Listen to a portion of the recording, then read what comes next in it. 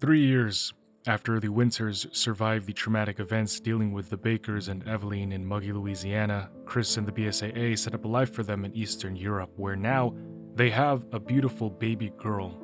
But if Ethan and Mia thought that things were just going to be normal from now on, if they thought for even a second that they could forget, the world is about to remind them they don't get to have an ordinary life. That privilege is not reserved for them, and their daughter Rose is about to get caught up in everything.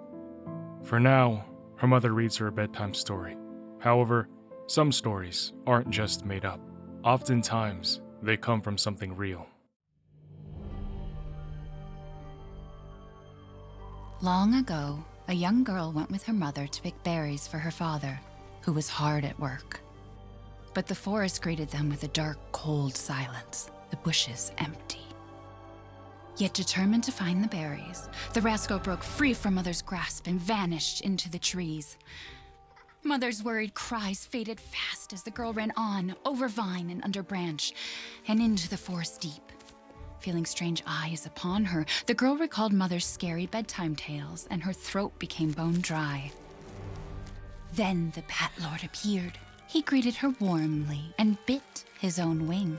"Come, child, quench your thirst," he said. So she drank the thick, dark blood and smiled with joy. Passing through the graveyard, menacing storm clouds loomed, and the air turned bitingly cold. The girl was shivering in her thin clothes. Then a dark weaver appeared, and with a click of his fingers crafted mist into a beautiful dress. "Come, child, warm yourself," he coaxed. So she clothed herself and smiled with joy. Across waters deep and ominous she went, hoping a boat she found would carry her home. But hunger's grip tightened and her heart grew heavy. Then the Fish King appeared and offered one of his many fins. "Come, child, eat your fill." So the girl ate and smiled with joy once more. Continuing on, she soon entered the forest's dark heart. Then an iron steed appeared, bearing a beautiful golden gear. The creature said nothing as the girl approached and snatched what she thought was another gift. The horse grew angry and summoned the other monsters. Terror filled the girl's heart as the wild wind rose around the beasts. Suddenly, a witch appeared, dark yet regal. "Gifts we gave, but more you took," she snarled. "So more in turn is due." In a blink, the girl was trapped inside a mirror. There. She's asleep. But Ethan wonders why read a creepy story to a 6-month-old. It's a local tale, Mia says, as she hands him the Village of Shadows. When he says to his wife that they moved all the way here to this part of the world so that their Rose wouldn't have to deal with any of that, she bites at him, upset that he would even bring this up, saying he's just being paranoid. Ethan doth protest at first, but like any good and smart husband, he just apologizes and says that his wife is right. Ethan only wants his wife and daughter to be as safe as possible. The trauma and threats of Evelyn and the Mutamycete still linger fresh in his brain. But tabling that conversation, Mia tells him to take Rose to bed while she finishes dinner.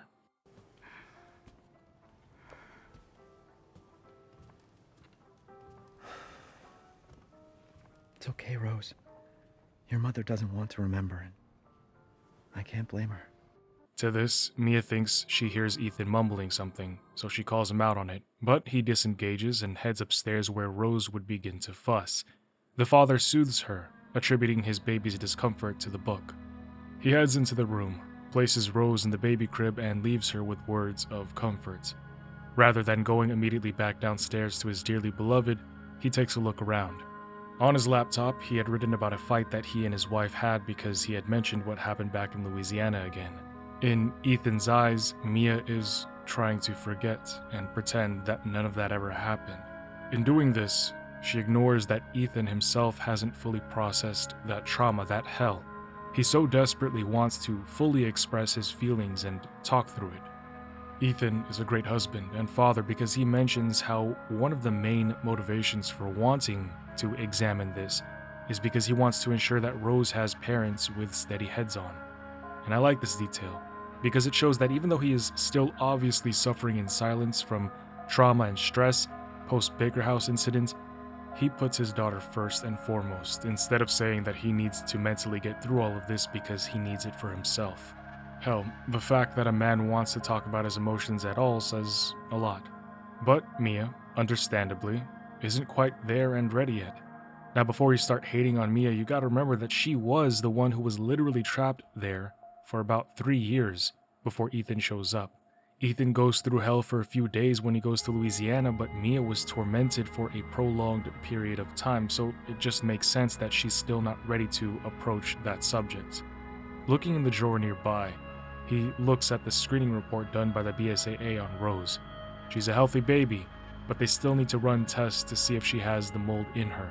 Considering both of her parents were infected, it makes sense that Rose might or does have the mold within her. But Ethan breathes and says she's fine. On the armchair is Rose's favorite toy. Remember this tiny detail for later. And another cool detail is a firearms manual on the bookshelf written by Kendo from Resident Evil 2. It's not paranoia if they're really out to get you. To this very moment, Ethan still thinks that someone is out to get them. He is still in Louisiana, even though he's here. However, the fear and anxiety in his head subsides for a short while as he looks at his wedding and hospital photos from when Rose was born. Leaving the nursery and going down the hall, he inspects a Mr. Everywhere bobblehead. Oddly enough, he kept one of these from the Baker House.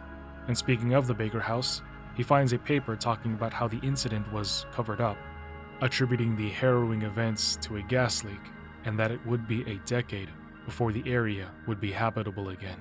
In this room is also a book written by George Trevor. Cool reference to Resident Evil 1 here. It's an architecture book on Eastern European castles. Maybe the Winters will get to visit one of those castles since they live here in Eastern Europe now. After listening to their music box that Ethan's Nana gave them for their wedding, looking at Mia's meds in the bathroom, and making sure the doors are locked, Mia yells at him from the kitchen to keep it down. She screams at him to be quiet. And all he did was check the door. You know what? My bad, I'm sorry, you're right. Take notes, guys. Say it with me. Happy wife, happy... You can finish that in the comments. Looking around more at the life that these two have created for themselves, the baby products, the ABC book Mia got for Rose, the jazz albums and piano in the living room, he checks on his wife in the kitchen. She gets the dinner and wine ready, telling him that he really needs to stop worrying. Ethan says that everything is just happening so fast. Louisiana, Rose, Chris moving them to Europe and them getting military training. At least we're all together. You, me, Rose. Now, everything's gonna Seriously? Think we can just forget about what happened in Louisiana? It happened so long ago. I don't understand why you are so... Mia! Get down! Mia!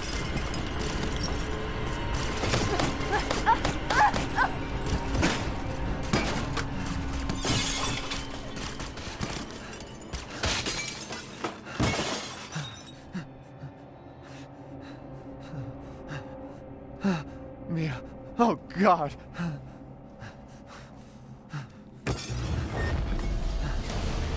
Chris? What the hell? Sorry, Ethan. No! What? Why?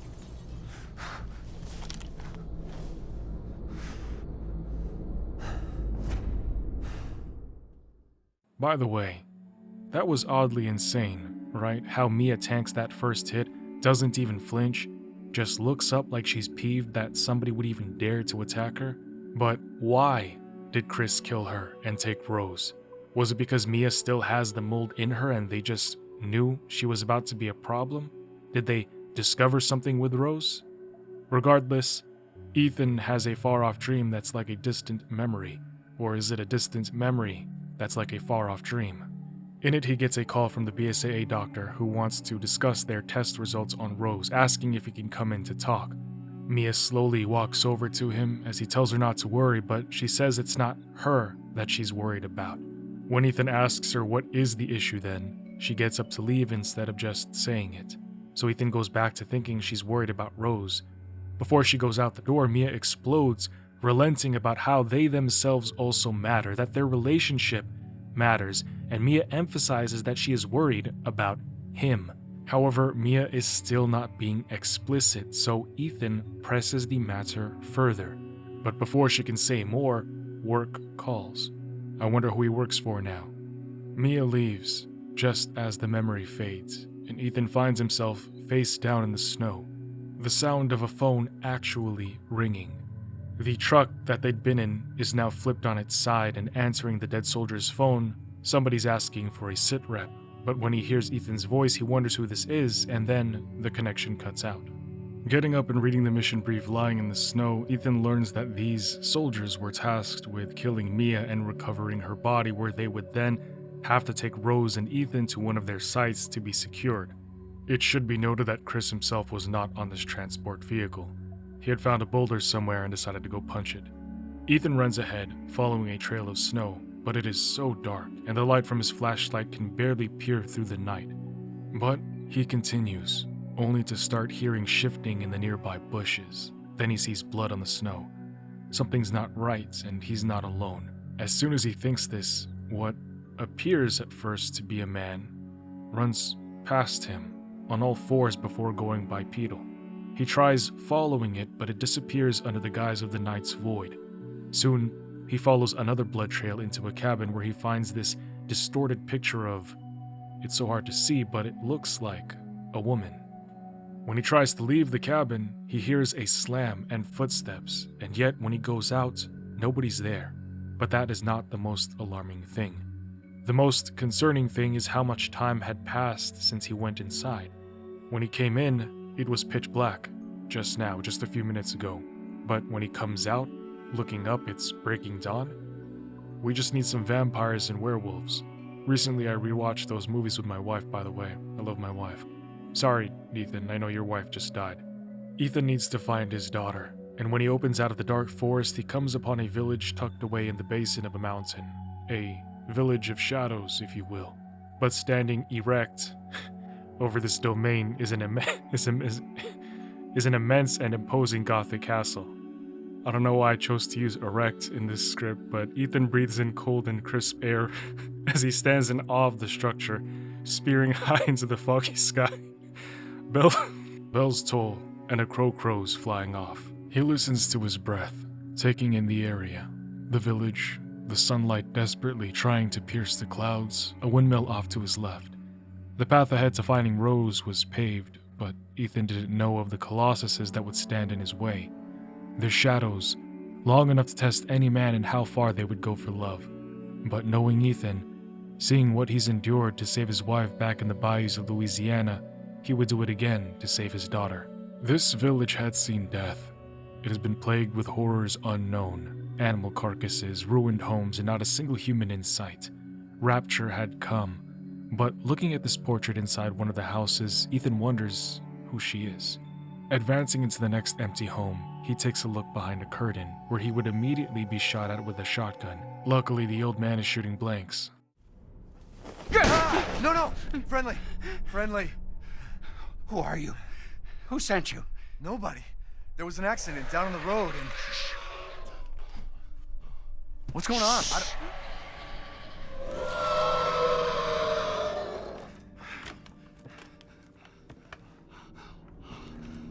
Oh, no. They're coming. Who is? What the hell was that? You have a gun? What? Please tell me you have a gun. No, why would I?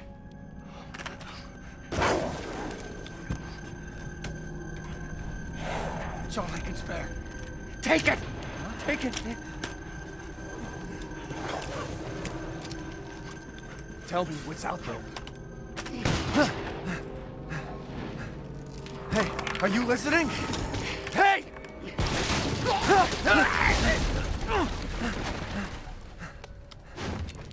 What the...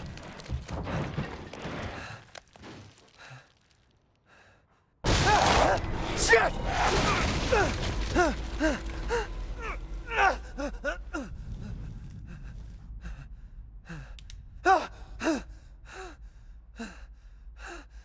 Dead body? Wait, there's more. What the hell is wrong with this place?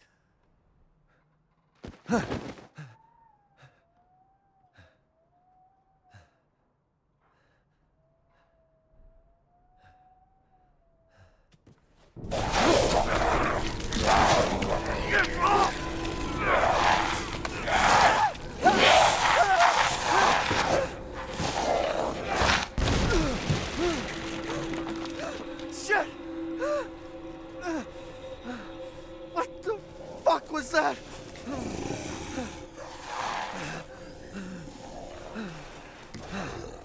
No.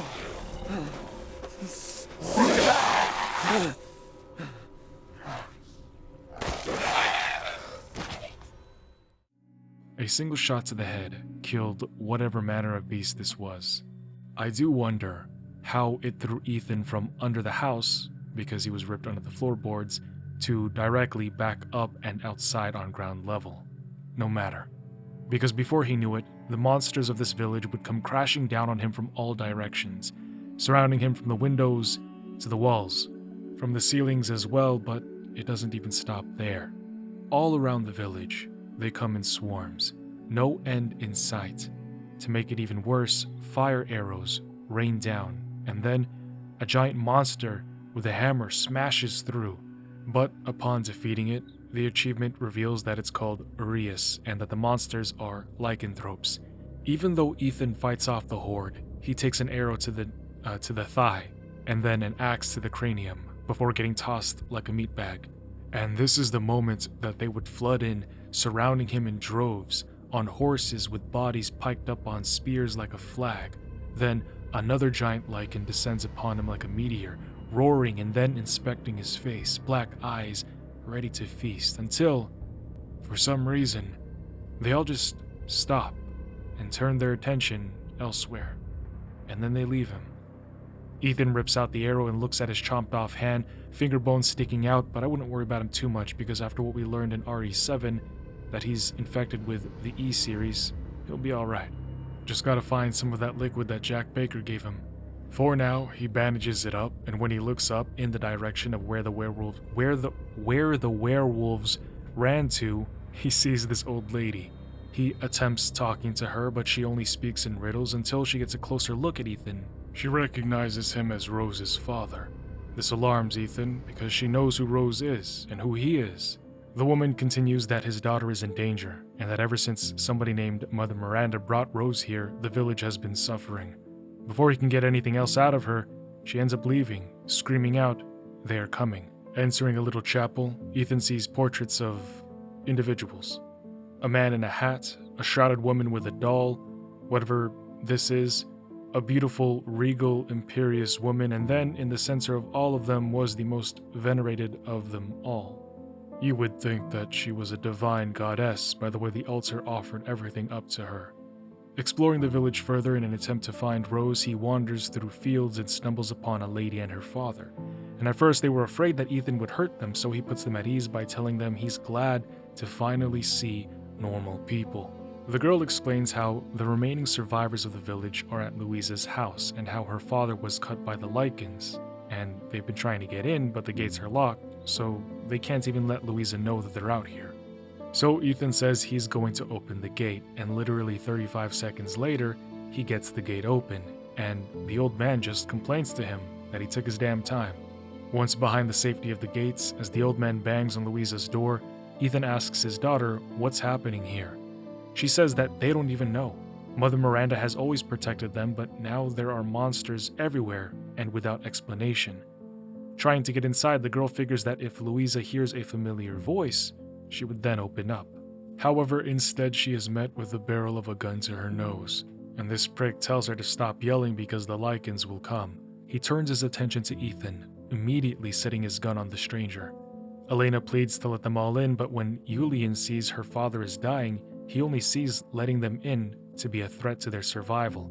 But Louisa herself would come out and let everybody in regardless. telling Julian to go check the fields. I don't know why she would tell him to do that, considering the danger. If she wanted him to chill out, she could have just had him sit outside, but still within the protection of these gates. Well, if Elena trusts you, then so do I. Come inside, Ethan.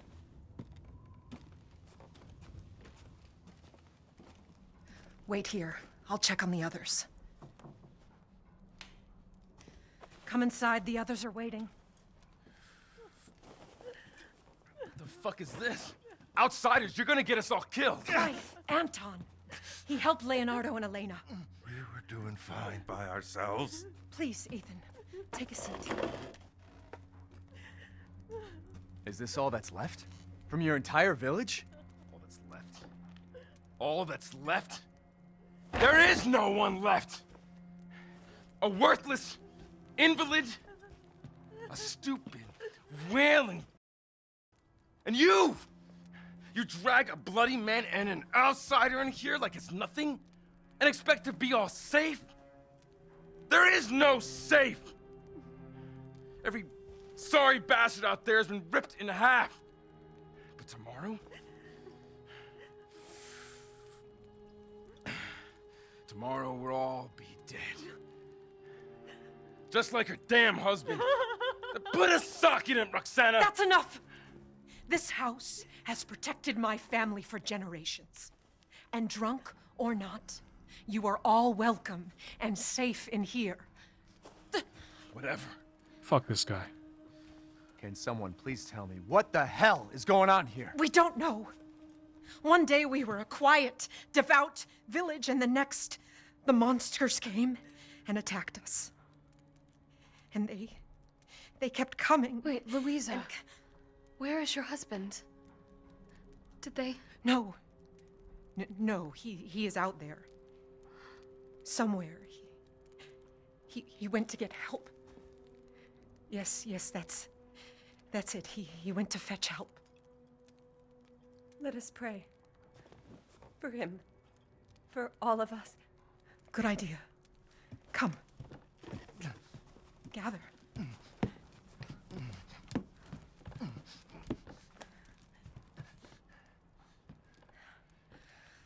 Great ones, hear our voice.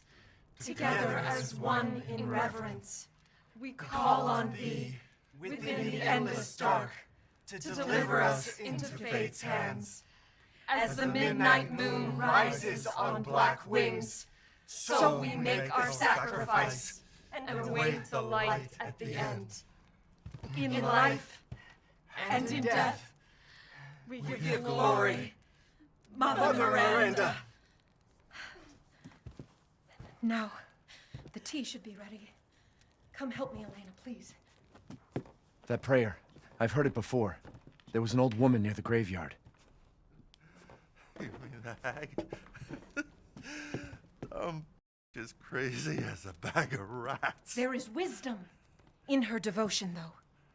And I hope it protected her as it shall protect us. What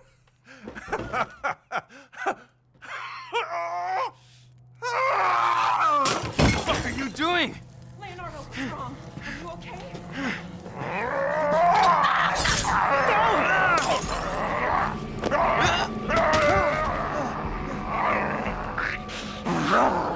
Elena, no! Stay back!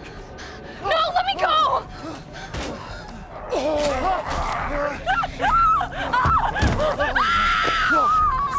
kill us both! We have to go!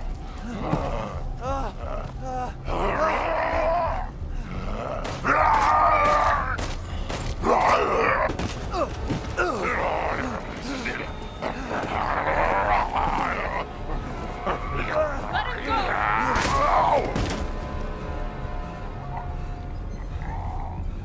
Elena? I said no!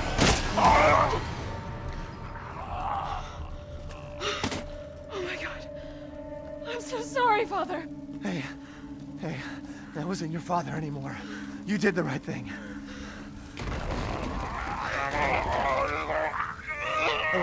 Elena, no! There's nothing you can do! Papa! This entire place is collapsing!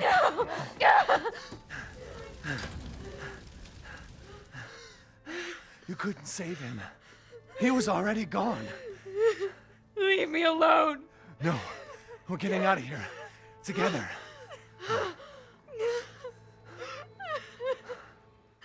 Using the truck, they try to smash their way out of here, but they hit a wall, and with the fire spreading so fast, they can't spend any more time here, so they begin to climb up.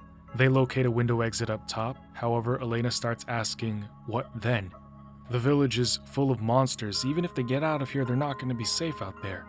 But Ethan tells her that he's going to find a safe place to store her while he goes and finds his daughter, thinking that she has to be at the castle.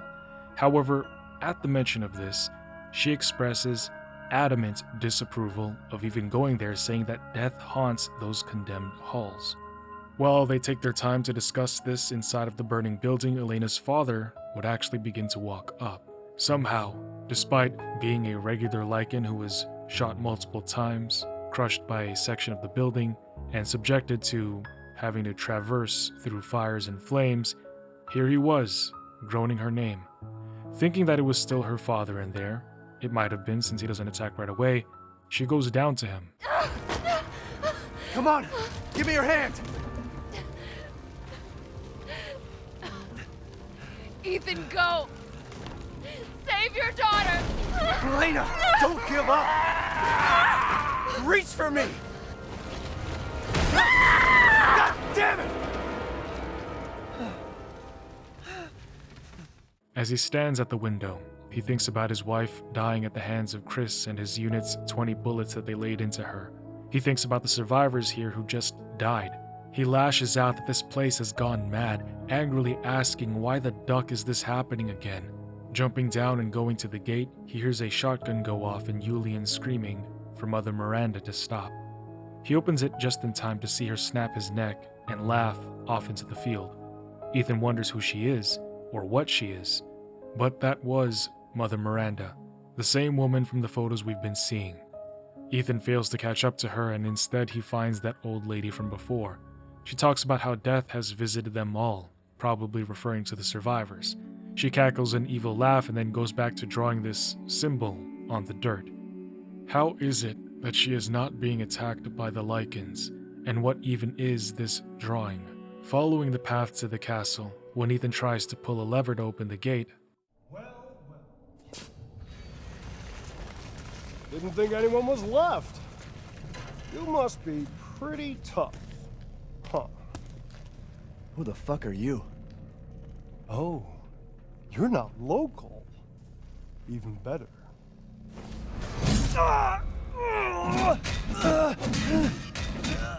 Mother Miranda's gonna love you.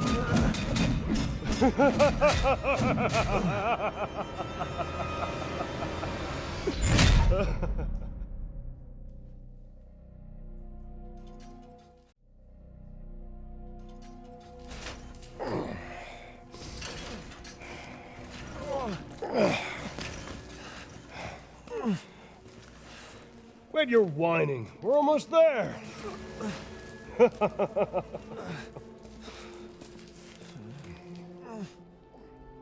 The man is of no real use to anyone else, and my daughters do so love entertaining foreigners. Furthermore, I can assure you if you entrust the mortal to House Dimitrescu, my daughters and I will deliver to you. Way ugly! I want to see! You mean... He's away! Both of you shut the fuck up! What? Where? You mean you'll screw around with him in private, and where's the fun in that? Give him to me, and I'll put on a show that everybody can enjoy. Ugh, so gauche. What do we care for bread and circuses? The man thinks suffering is assured. Yak, if a man's dick is cut off in the castle, blah, blah, blah. I've heard all your arguments. Some of you were less persuasive than others, but I've made my decision. Heisenberg, the man's fate is in your hands. Mother Miranda, I must protest. Heisenberg is but a child, and his devotion to you is questionable. Give the mortal to me, and I will ensure he is ready. Shut your damn hole! And don't be a sore loser! Go find your food somewhere else. Quiet now, child. Adults are talking. I'm the child. You're the one who's arguing with Miranda's decision. You wouldn't know responsibility if it was welded Oh, to keep that drawing! One day your head might actually fit your ego! Hey, don't I get a say in this? Silence! My decision is final. There will be no argument. Remember from whence you came. Thank you. Huh. Lycans and gentlemen, we thank you for waiting. And now let the games begin! Let's see what you're doing. Ethan Winters. Get ready. No, wait! 10, 9,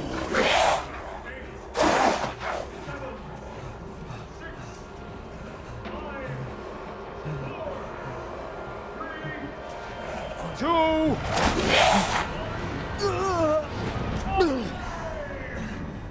For their entertainment, Ethan runs through the tunnels with his life. He thinks he sees sunlight and almost makes it out, but then one of those hammer-wielding creatures comes down to smash his head. He survives without a single repercussion, dodges the next overhead smash, and then slips and slides down the tunnel and into a chamber with a trapped ceiling. He looks for a way out, but he can't go out the gate because all the werewolves were snarling at him from the other side. So he begins looking around. Finding and breaking down a small blockade opens up a hole for him to crawl through. And even though the exit is right there, Heisenberg would drop another trap on him designed to grind Ethan up. Were it not for this conveniently placed indent in the wall, he would have found himself chopped up and shredded into meat chunks. Escaping the mines, though, Ethan realizes that those 4 lords and Mother Miranda have Rose, and it would not be without great difficulty taking them out. Finally back at the lever that opens the gate to Castle Dimitrescu? Dimitrescu? I looked it up. Apparently you're supposed to pronounce it Dimitrescu. The castle's daunting imposition combined with the heavy snowfall and cold bites of wind is just the start of Ethan's Herculean labors. But luckily, he would meet a stranger, keen to assist as long as he has the lay. I've been waiting for you, Mr. Winters. How do you know my name? Anyone who is anyone has heard of the likes of you. A hero searching for his daughter. Though I must say, that castle arouses suspicion. Yeah, and so do you. I am but a humble merchant. Here? Oh, forgive my manners. Call me the Duke. Now to business. Weapons, ammunition, healing salves, anything you desire, I can provide. Asking what'll it be, Ethan purchases new weapons and upgrades before pushing into the castle entrance, where first, he would lock eyes with the portrait of 3 girls. The plaque in front says 3 daughters, Bella, Cassandra, and Daniela, and when he goes into one of the halls to read an inscription on the door, he meets those 3 lovely young ladies.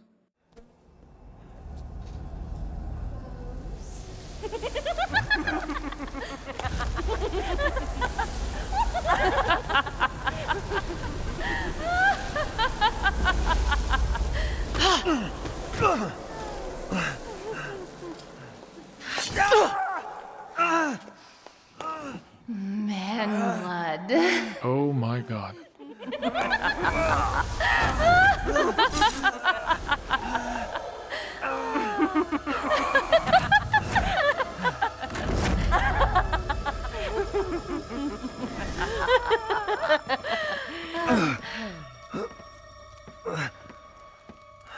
Mother, I bring you fresh prey. You are so kind to me, daughters. Now, let's take a look at him. Well, Ethan Winters. You escaped my little brother's idiot games, did you? Let's see how special you are. Yes, Mother. Yes, Mother.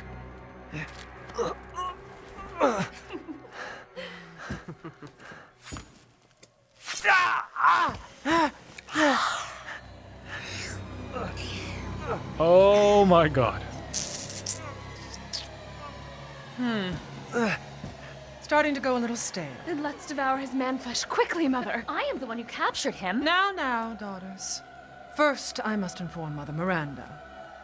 But later, well, there will be enough for everyone. Put him up.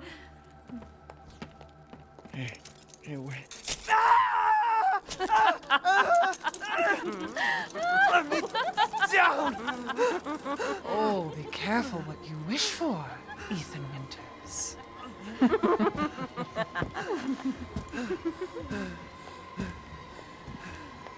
Wait, what are you doing?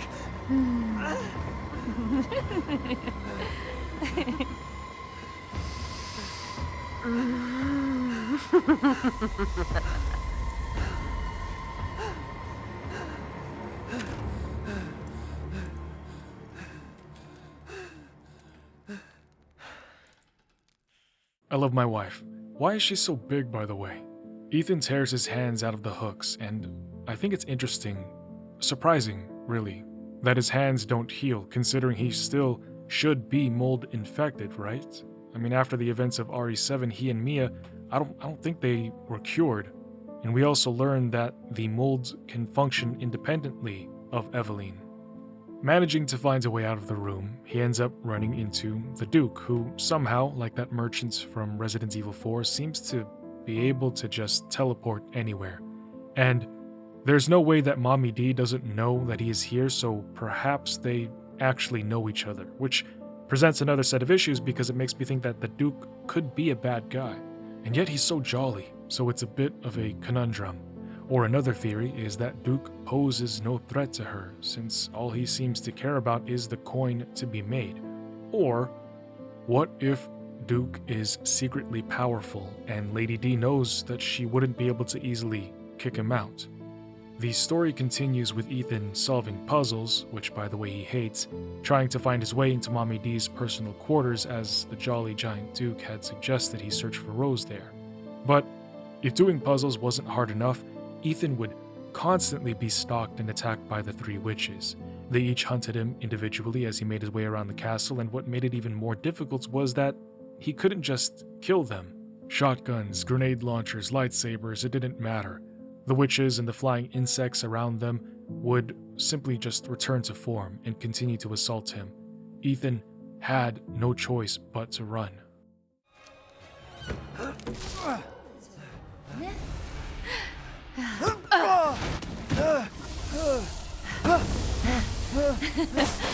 Bullets cannot harm.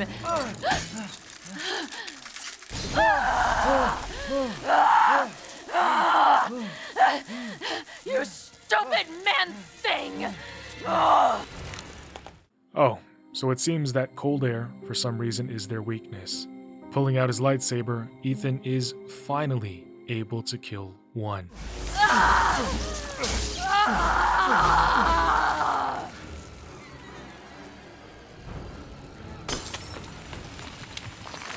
A detail that I want to point out is that enemies crystallize and crumble to dust, just like the molded did back in RE7. Continuing with his search, Ethan heads into the courtyard, and then he opens a door to just barely miss Lady D. However, he runs up the stairs after her, only to watch her disappear before his very eyes. Well, he must be going in the correct direction if she was going this way, so he proceeds into a room where the power of mods have already solved this puzzle. So he proceeds down the stairs into a flooded wine cellar and back up and outside the castle, where he finds her and, potentially, his daughter.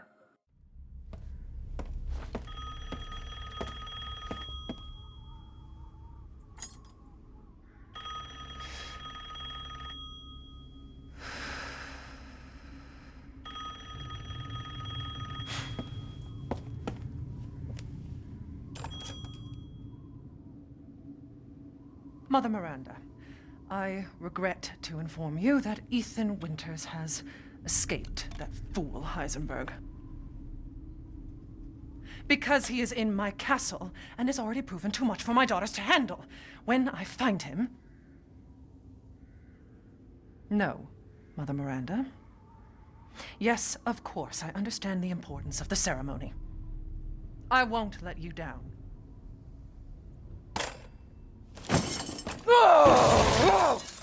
To hell with the ceremony! That man will pay for what he's done. Anxious to find his daughter, he goes into the room and to the regal crib, but it's empty. Back to square one, no leads. However, he does find a book where Lady Dimitrescu talks about the meeting that was held to decide the fate of Ethan. It's clear, Lady D thinks that she's above the other lords and has a personal rivalry with Heisenberg. She also reveals that Mother Miranda made her feel special at some points, that she might have been her favorite, but now she doesn't really feel like Miranda views her in such a light any longer. And you know, thinking about it, these four lords are actually bonkers. I'm assuming that there are BOWs, but you got Heisenberg, who controls metal, the doll and that woman, and then the hunchback mutants. However, right now Ethan's dealing with this vampire or witch. Other question, how did she not see Ethan in the window? Does she not have peripheral vision? And then in the mirror, I could have sworn that she was looking directly at Ethan. Or maybe she was just pretending to not see him. Thinking I would be able to explore more, I open the door, but that is when she comes in. Her benevolence dominates the room as she looks down upon me with a glorious red smile and assertive eyes. Her voice gleams, stating that my efforts were in vain because Rose was not even here at this castle, and that is when she proceeds to choke me, Dami Mommy, choke me. I don't know. You come into my house! You lay your filthy man hands on my daughters! And now you even try to steal my property! How dare you! Rest while you can, because I will hunt you, and I will break you! Go ahead, do your worst. Done shooting the shit with her, Ethan begins running down these bricked up halls to once again find a way out of here. Only this time it's not a Lycan or one of the daughters walking him down, it's... Ah, shit! Like I'd let you get away. You'll be sliced to ribbons before you ever see the child.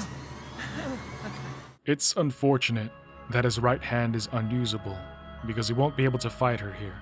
However, after grabbing his hand that was still holding on to the lever, he's able to escape and apply some of that healing liquid, allowing him to reattach his hand and start using it again.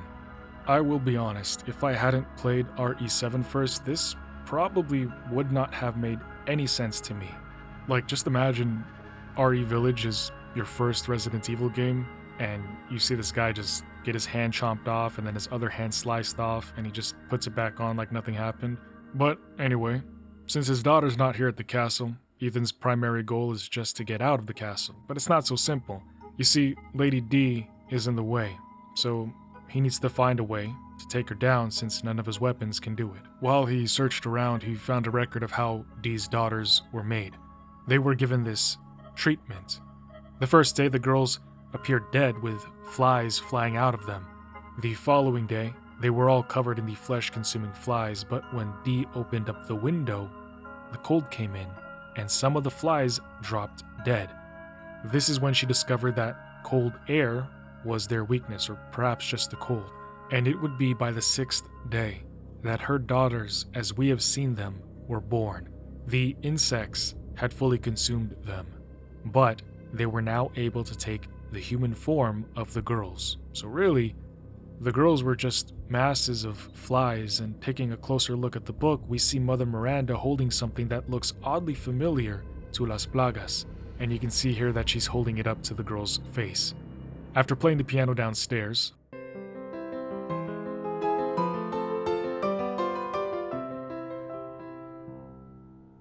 he finds another record detailing what the flies are. They consume meat, they eat humans, and they use pheromones to mimic a human in order to attract and trap their prey. These flies are made when a cadeau lays eggs inside of a person, although the flies themselves can't reproduce. So that thing that Miranda was holding up in the picture that looked like Las Plagas is called a cadeau. But I wonder if Las Plagas and cadeau are somehow related. Running into the second daughter, Ethan opens up the ceiling and kills her too. Then he moves into a viewing room where Mommy D's portrait is the centerpiece. But there's another puzzle in here involving us having to shoot 5 bells inside of this room. Keywords, inside of this room. So why is it that there is a bell all the way outside that we need to shoot? So it's not really just inside the room. Proceeding down the secret path behind the portrait, Ethan finds a note talking about a dagger that is poisonous enough to even kill Lady D, meaning Ethan needs that dagger. Moving forth, killing the third daughter, Dimitrescu, upset that Ethan ended her bloodline, he finally makes it past the door with the inscriptions and finds the tower that has the poisonous dagger from the note. Why she would keep one of the very few things in this world that could kill her so close in the castle is beyond me. I mean, sure, no regular human should have been able to solve all of those puzzles and survive the castle, but why even risk the slightest chances that one does? Actually, no. In a way, it kind of does make sense. Like, if you keep the most dangerous thing closest to you so that nobody else can get it, you're effectively protecting yourself in that way. No, this actually makes sense. Ruined everything!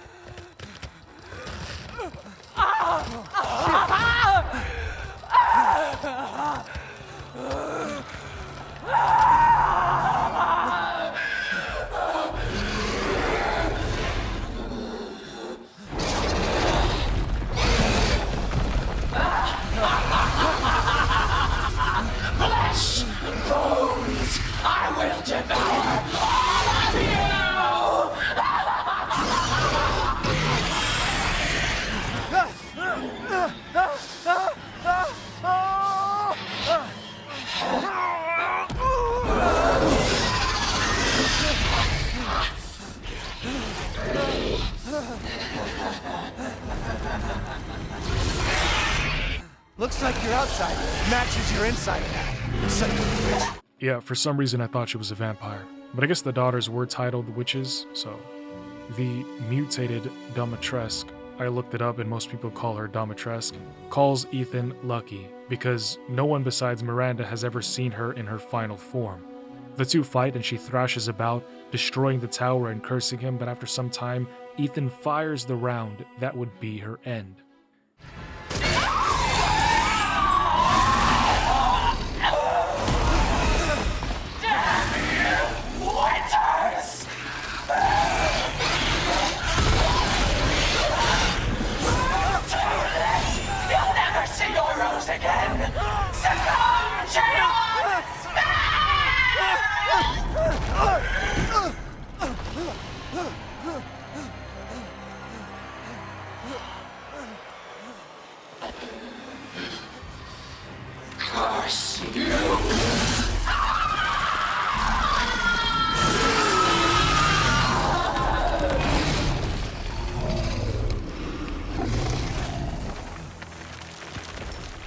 They come crashing down hard, all the way to the ground floor, and with her defeat, she crystallizes and turns to ash, allowing Ethan to move on and find this container just sitting on an altar. Inspecting it, the first thing we notice is that it has Eve on the top left, and I think it's a reference to Evelyn. But then, we notice the picture in the middle. It looks like a cadeau, but also like a human baby. Pressing on, he finds the old lady again, worshipping Mother Miranda and speaking in riddles. However, when mentioning Rose, she does point to a wall that has a very familiar symbol on it, the Umbrella Corporation. And around the symbol are the 4 lords. Outside, he would find that same formation, but in the ground, and staying the path, he runs into Duke. Ethan tells him that his tribulations were for naught as he didn't find Rose, but that is when the Duke says, "There you are. I had a feeling you would pop up here." It was all worthless. Is that so? I assume you've picked up something of value. Not sure if it's of value, but... Why, you have your daughter right in your own hands. What are you saying? take a closer look.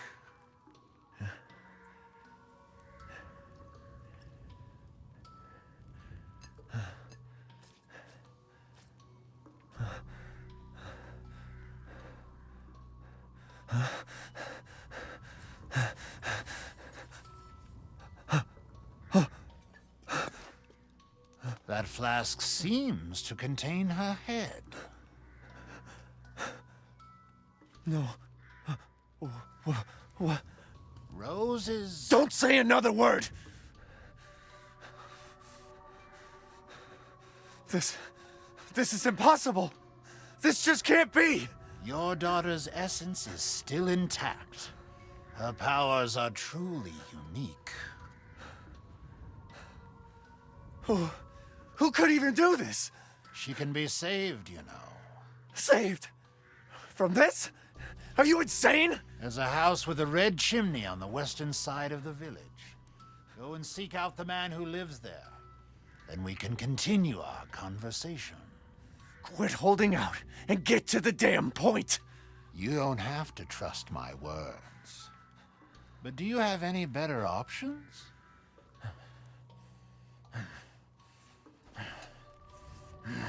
Your choice. The customer is always right. After all. You'll pay if I find out this is a lie. Fucking joker. Running it back real quick, if you zoom in on the flask, you'll see something that connects to the E-series, to Evelyn. It says that if treatments are missed, then the rate of aging rapidly increases. Remember, that is why Evelyn became old. Placing Rose's head in the altar, Ethan has a flashback, and slowing it down, it's Rose's memory. This is when Chris killed Mia, took her and Ethan in the truck, but then Miranda attacked, flipped it over, and then takes Rose herself, and you can see her tiny little hands on the sides as she lays in the snow. Ethan doesn't know what he saw, but he continues his journey to find the rest of Rose. Going into the house with the red chimney, as Duke instructed, he finds a notebook where this villager talks about how the 4 great lords and Mother Miranda were gathered around Rose in a cave. The villager watched as the infant turned into a white crystal, where her body would then be dismembered. At first, the man wanted to protest, but Miranda just smiled at him, saying that the child is the chosen one, and that no matter what, she will return to her original form. Then she gave each lord a part of Rose in a flask, but then the question becomes why? Why separate Rose and send parts of her off with different lords instead of just doing whatever it is that she even got Rose for in the first place? How was it? Did you learn anything? I found these feathers. Now tell me how to fix this like you said you would. Settle down. First, you must use that key and collect all of your little Rose's flasks. Where are the rest of them? There are 4 in total. You have the one, and the other lords have the rest. Lords? Mother Miranda is the cold, calculating ruler of this village. 4 lords serve under her. The first you've already met, the Lady Dimitrescu. The second lives deep in a valley of mist, the doll-maker, Donna Beneviento. None of her playmates have ever come back from that dank old estate. The third is Moreau, a being of twisted flesh that lives in the reservoir past the windmills. It is said that he is not the only monster that lives in those waters. The fourth and most dangerous is Heisenberg. He works in his factory on the village outskirts. And the project. Let's just say parts of the human imagination are better left alone. So, in order to save Rose, Ethan has to defeat the lords and acquire his daughter's flasks. But interestingly enough, Duke marks on the map where the lords are. And this begs the question, again, why is he helping? What does he stand to gain helping Ethan? All he says is that there are treasures where he's going to go and that it is part of his world-class service, but one still can't help think how odd it is, how readily available he has all this information and is willing to divulge it. Preparing to tackle the second Lord, the section of the forest he enters becomes foggy and ominous. Darkness hangs heavy from the clouds, just as the dolls hang from trees. A baby stroller can be seen. But Ethan couldn't believe his senses. Mia was standing in front of him, voice echoing his name, telling him to follow her, where she would vanish. But he does follow her to a grave, one that belongs to a child where her first name is hard to make out, but the last one is a name that Duke mentioned, Beneviento. Swirling darkness, hollowed graves, Ethan wonders if he's going insane. However, he pushes on. The door ahead could only be opened with a memory. Luckily, Ethan has a picture of his wife and daughter, so he feeds it and it unlocks. Taking the lift up, the lights shut down, and in that darkness he only hears a screech. When the lights return, he sees somebody's written on the lift's walls, inviting Ethan to come along.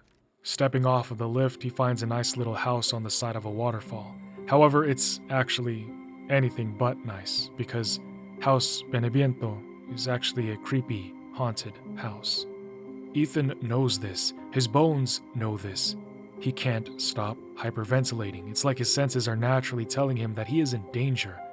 He finds his daughter in a flask, but then he scopes in on the doll that it's laying on, and upon closer inspection, he can actually see something inside of the doll's head, beating and pulsating.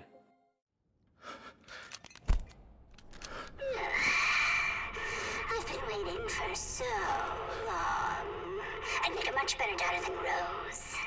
Please, won't you stay with me forever?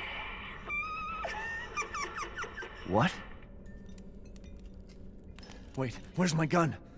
Angie wants to play, but her idea of play isn't fun. Her idea of fun is to screw with Ethan's mind.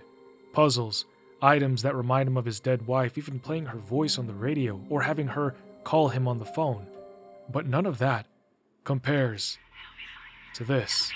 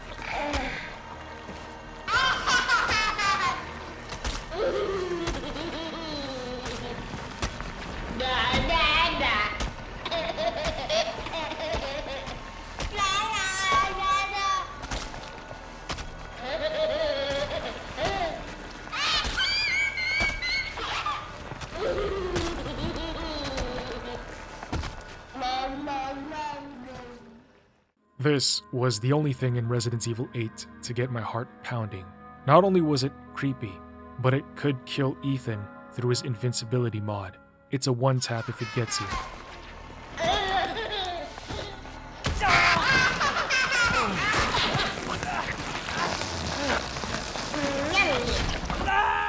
Just imagine that. Here I am, unafraid of anything because I am undying. Then I come across something that can kill me. This baby, this entire section was pure psychological nightmare fuel for both me and Ethan. I'm talking Silent Hill levels of horror. The baby follows Ethan wherever he goes and he attempts to leave on a lift, but of course the fuse is out, so he has to avoid getting caught by the baby on his way to procure another fuse. However, he would also have to avoid it on the way back, as it would block his path.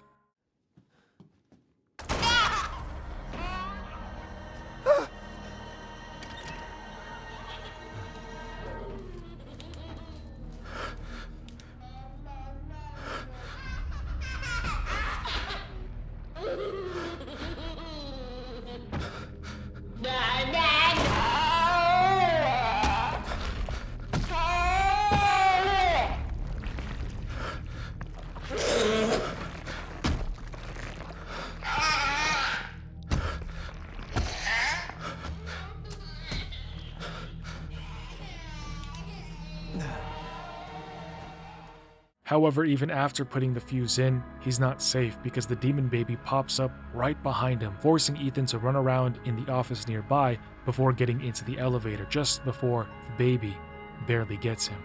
And yet still, he is not in the clear. Don't leave. I can't let you. You're still alive, huh? You better find me quick before my friends murder you! Tick-tock! Your life's on the line. Wait! Try and find me. So now Ethan has to play hide and seek with Angie, and every time he finds her, he jams scissors into her head. The third time he finds her, the cadeau inside of the doll is exposed with its tendrils flowing out, and Ethan stabs it another time. When he delivers the final blow, it's revealed that he had actually killed the second lord, Donna Beneviento, who, even before being infected with the cadeau by Miranda, had a strong predilection for dolls and doll making. As someone who was mentally disturbed, in part mostly due to her parents committing suicide when she was but a child, she developed deep anxieties, and her isolation drove her to talk through her doll, Angie. Over time, she made all of the dolls in this house as they replaced her lost family.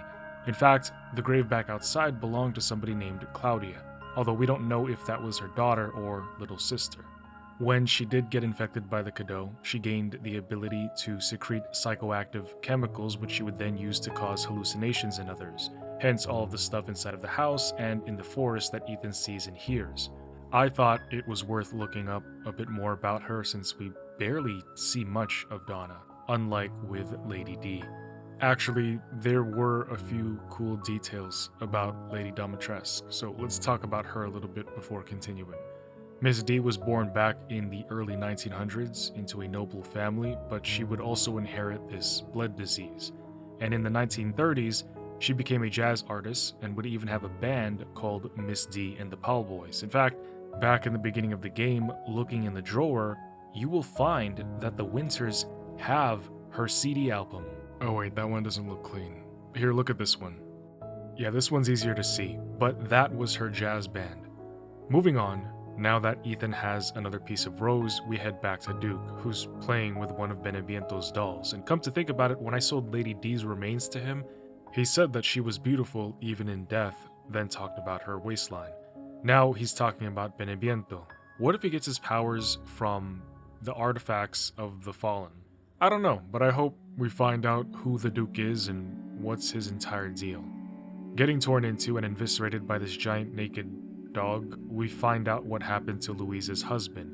If you remember in the beginning, she tried to convince herself and everybody else in the house, the other survivors, that he had just stepped out to get help, but no, because his body was here along with a note asking his wife for forgiveness for having died. From there, Ethan looks for the third lord and his search lands himself at the windmill, where he would go inside to find a lift that descends into the mines, and there is where he would meet Moreau.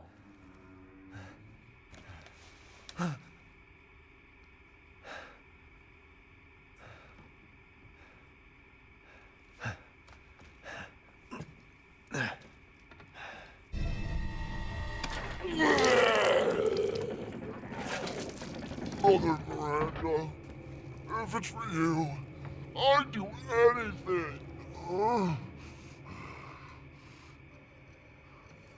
I'll just be taking this. Wait! What are you doing with Mother's special child? She's not hers. Oh, you have something to say? What do you mean, Mother's special child? Mother wants her baby back. Don't screw with me! Wait, please. If you take it, then the others will laugh at me. But if I do better than them... What do I care? Wait, just a little longer, please. What's so funny? You're stupid. You talk too much. It's all over. I plugged away in. What do you... It's my territory. And I won't let you leave. Shit. What? So he pops his ult and Ethan is caught in his domain expansion, meaning that the mines were now covered in this goop. But it's not just the mines, mind you, because upon getting out and whipping this boat, he has to deal with water in this dam and something in that water. However, that's still not the end of it, because down here he finds... What the hell? Research post or something? What the fuck are they doing here?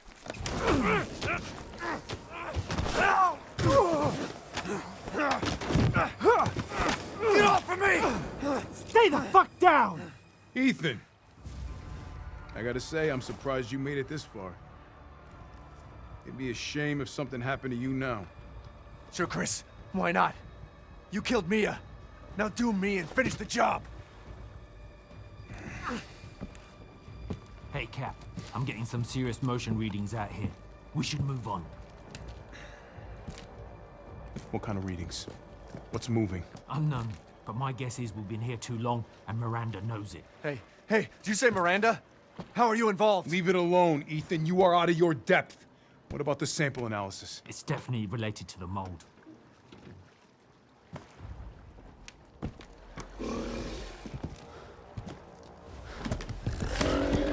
You stay out of our business, Ethan. What business? God, watch out!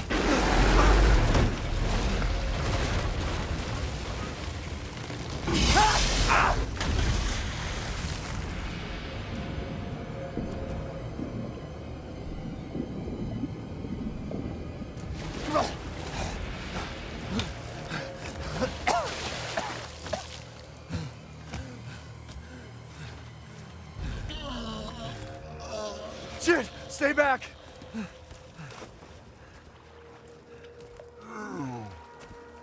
The exit's underwater. You're done. I don't have time for this.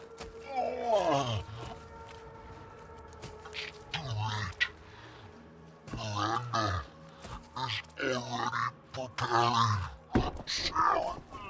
Miranda sent you to slow me down? You're pathetic.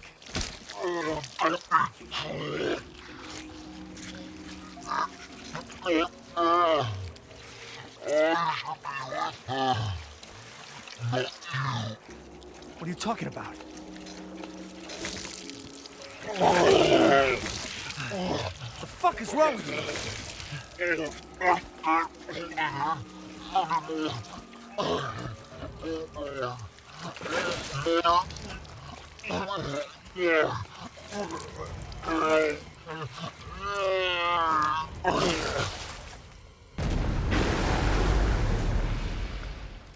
So there are a couple of things to unpack when it comes to Moreau, just a few things that I've noticed. One is obviously his obsessively unhealthy and seemingly unrequited veneration and perverse love that he has for Mother Miranda. He talks about her like she's his actual mother, and then he goes and says things like, it should be me with her, not you, making it seem weird, like he wants her the way that Simmons wanted Ada, back in Resident Evil 6, for those who didn't play that. The second is how he probably has a little bit of self-confidence issues, like he probably knows that he's horrendously atrocious to look at and probably gets treated as such by everybody else.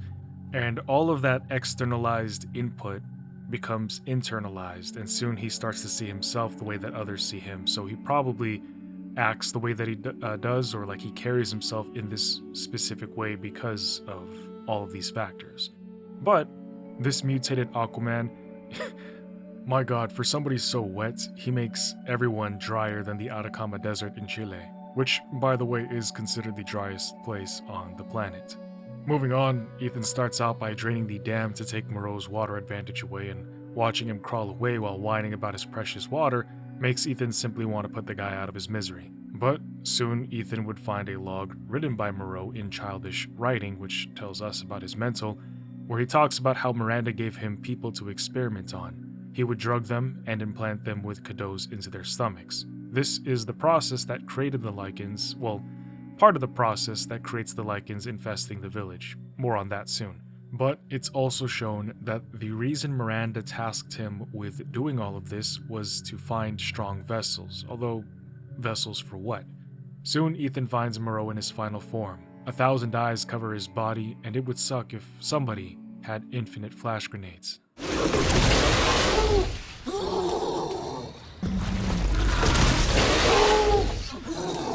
Wanting to make his mummy proud, Moreau attempts to kill Ethan. But along the way, he talks about wanting Miranda to give him love and how Ethan's the reason that she doesn't.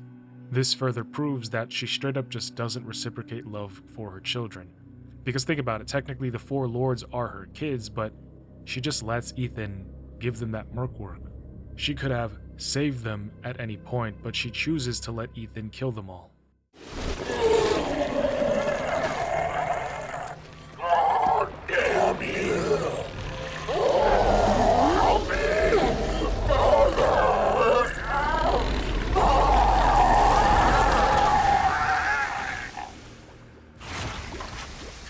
He looked like Cell before Goku teleported him to King Kai's planet. Pressing into the room the disgusting creature was in, he reads another notebook where Moreau mentions Rose and how she is the vessel that Miranda is going to use in order to resurrect her dead child. This uncovers Miranda's true purpose as to why she kidnaps Rose, but it doesn't explain why she doesn't just immediately use Rose to bring her actual kid back instead of separating her amongst the lords. You're better off than I thought. Who's that?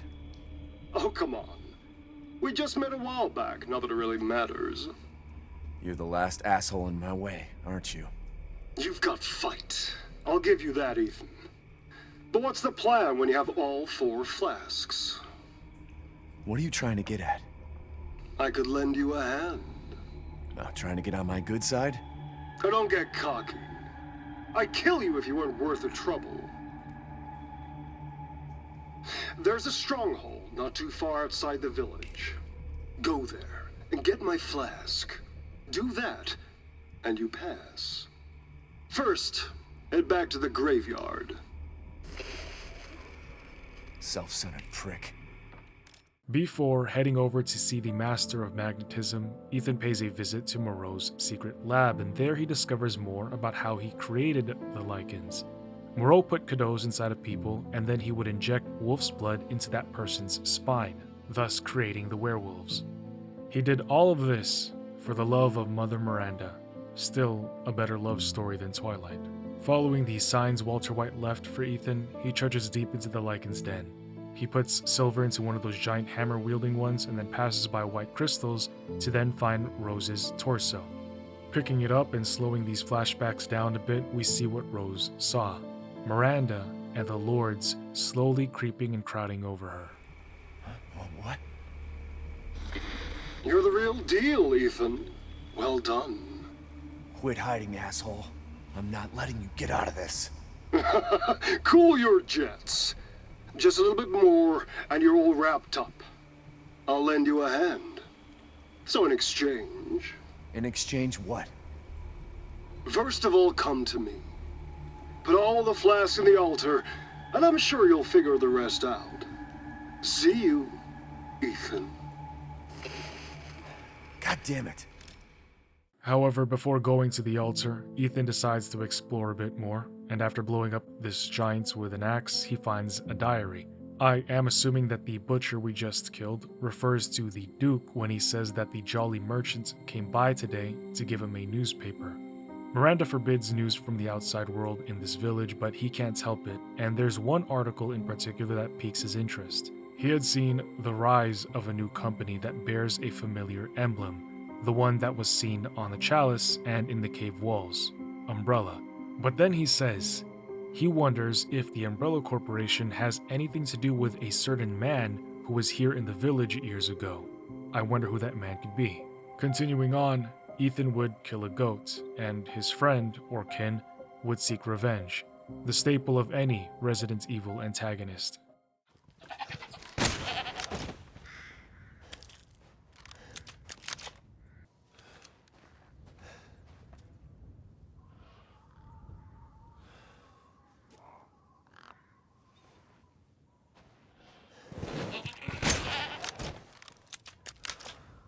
Placing Rose's flask into the altar, Ethan is taken down and follows the bridge over to Heisenberg's factory, and once inside...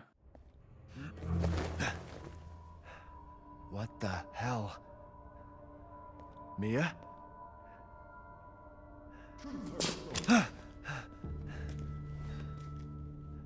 Let me guess. You're thinking, take me out like the others, and then he gets to go and save Rose, right? I'm healing my daughter. Look, you got this all wrong. Damn it, I'm talking. Shut your fucking hole! Sorry about that. Take a seat. Listen, Ethan, you're being played. What are you talking about? You think this is a game? I said sit! Lady, supersized bitch. Ugly ass psycho doll. An moronic freak. Don't you get it? It's a test. To see if you're strong enough to be a part of Miranda's family. I don't want to be a part of Miranda's family. Neither did I, but here we are. And I'm next in line, right? Kill me, move up the chain? Well, fuck that! I don't give a damn about your personal issues. I just want to fix my daughter. So do I. Do you have any idea how powerful that kid is? Even Miranda's scared of her. Last time, you freak, I swear to God!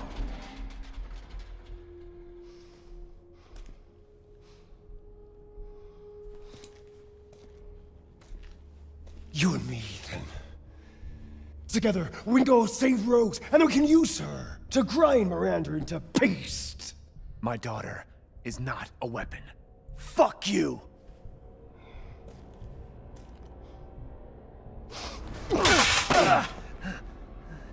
Last chance. You don't want to find out what's in that hole. I'll take my chances.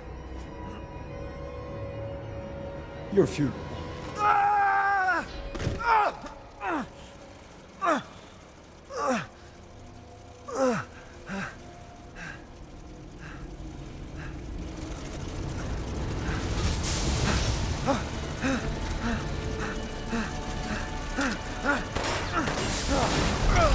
Damn it!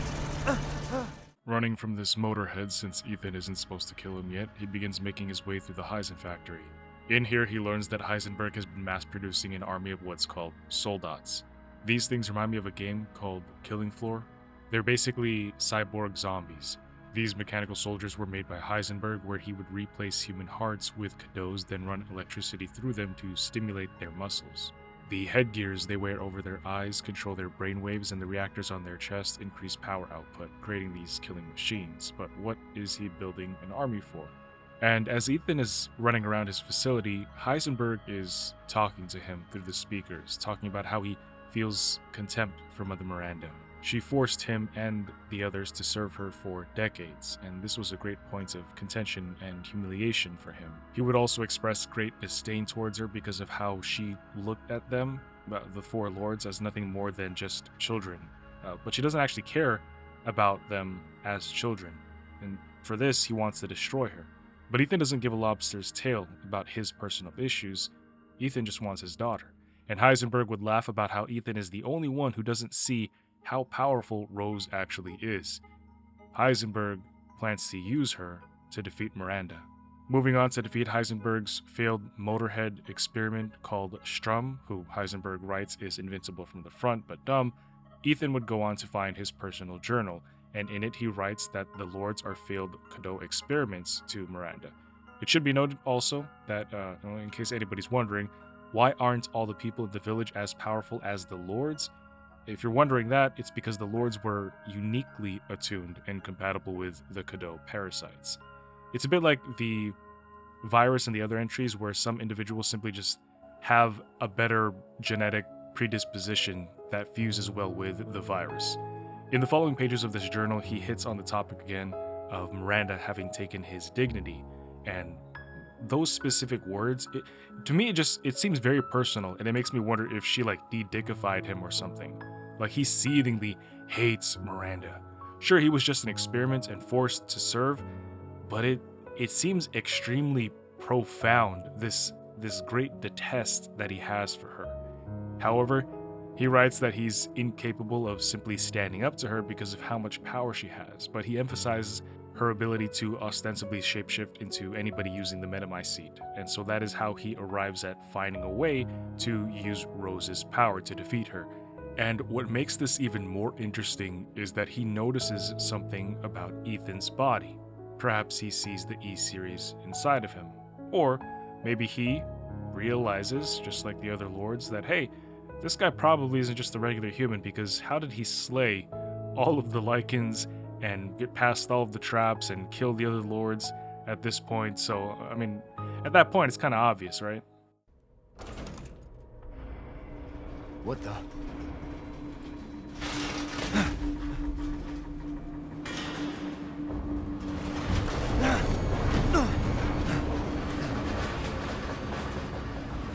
Not bad. Not bad, Rangers. You're persistent. But I've got a rebellion. So stay out of my way.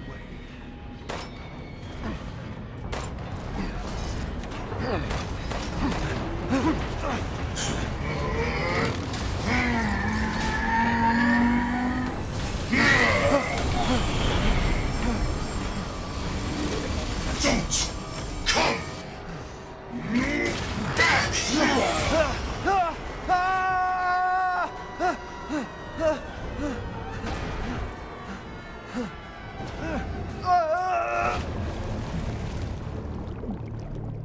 Despite Timu Magneto transforming into a Transformer, Ethan, as it turns out, was not alone down here.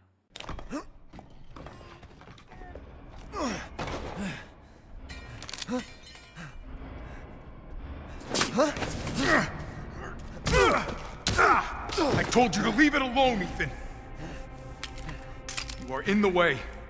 What do you care, Chris?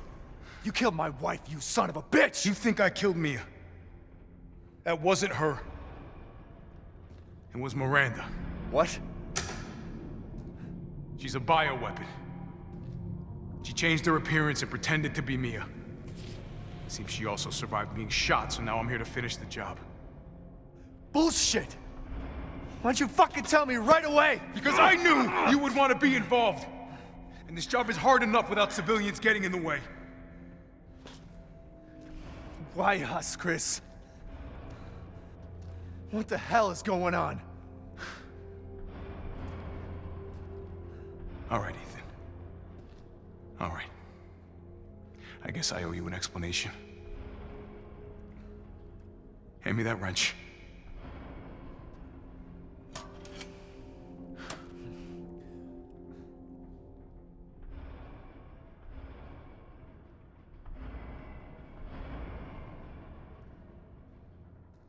Long story short, Miranda's fucking insane.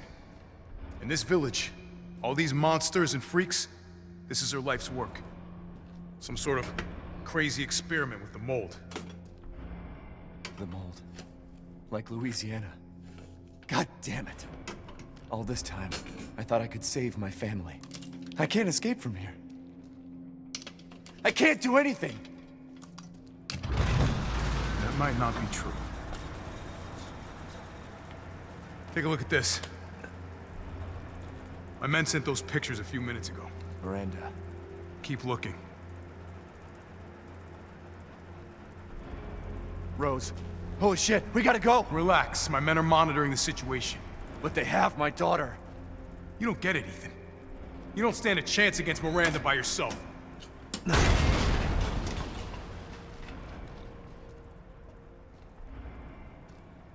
I will stay down here and finish planting explosives. You take that elevator. I'll meet you topside. I promise you, we will get your daughter back. Together. Damn straight we will. And when I find Miranda, she's a dead woman. All right, Ethan. Then you take this, and do me a favor. Try to stay under the radar.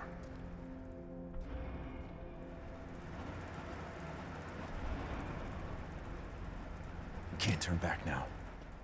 Hey, where did Chris walk off to?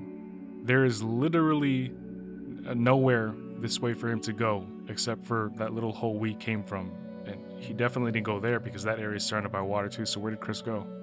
Anyways, this explains, at least, why Chris didn't just tell him everything when he shot up Ethan's house.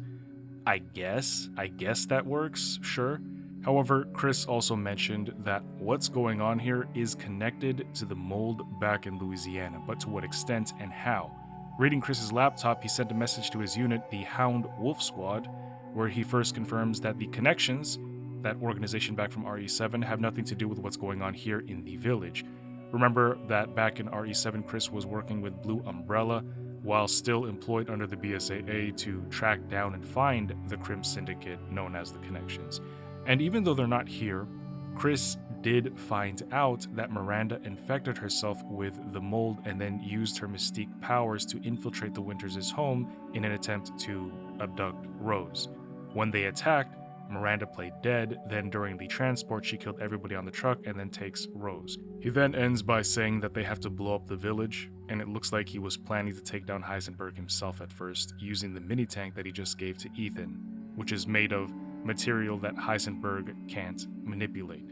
He signs off with his gamertag Alpha. Now, Chris was, I think, going to try and do this himself, but he was like, oh, Ethan's here, let me just let him do this, I guess. I know it's for the story, but I've always kind of had an issue with like characters saying, oh, I'm gonna be off screen doing something else while this guy handles the main boss or a boss, and then when the boss fight ends, then they show up like, oh, you know, I had to take the stairs. I don't know, you know what I mean? Riding up top, Heisenberg immediately descends upon Ethan and the two do battle, steel and metal. In the middle of their fight, Chris blows up his factory.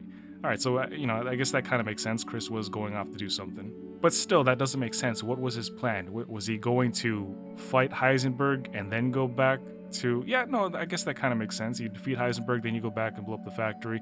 But I guess now he can kill... He's just being more efficient. Okay, fine, I'll give him this one. No!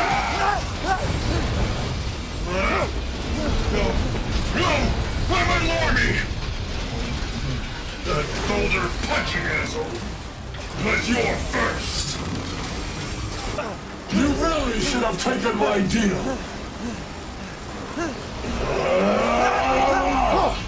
You'll be frozen in the afterlife! Rose's power is one! Right after I murder Miranda!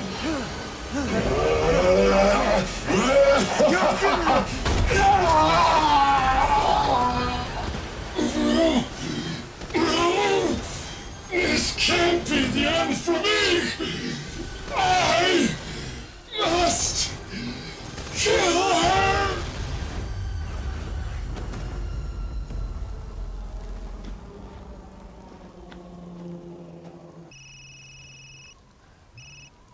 Ethan? I heard explosions. What the hell happened? I dealt with Heisenberg. Now I'm gonna find Miranda and get Rose back. Not without me. It's too dangerous. Wait there, you hear me? Ethan? Rose? Ethan! Ethan, respond! Mia? What? Our child.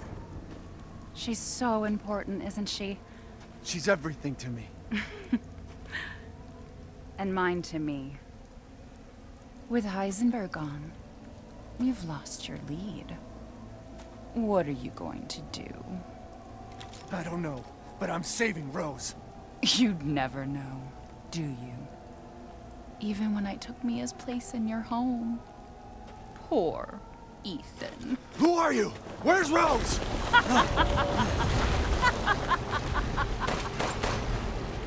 Miranda. Enough. Remember Evelyn and her power over them all? Rose is her successor. No. Rose is Evelyn's true, complete form. She will grow to fully control the masses.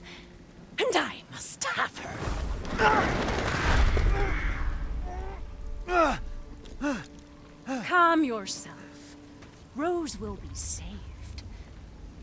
The Megamycete catalogs all of us. However, she will be reborn as my daughter. She's my child, not yours. Where are you? Show yourself! Why did Rose come to be? Was it because of her parents? And you are truly a special case. But I've learned all I can from you. Your worth as a lab rat has run out. Miranda! You coward! Come out and face me! Don't worry, Ethan. Your death will come quick. You will join the Megamycete's records. I will make sure to sample your blood for later. Once dawn breaks, the ceremony will be complete, and I will become her true mother, bound for eternity in blood.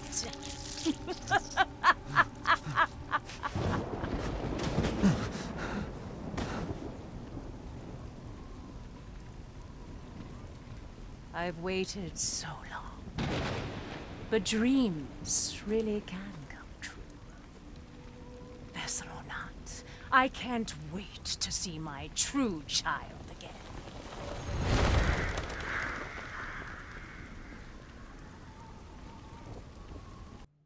Captain, I've confirmed the death of Ethan Winters.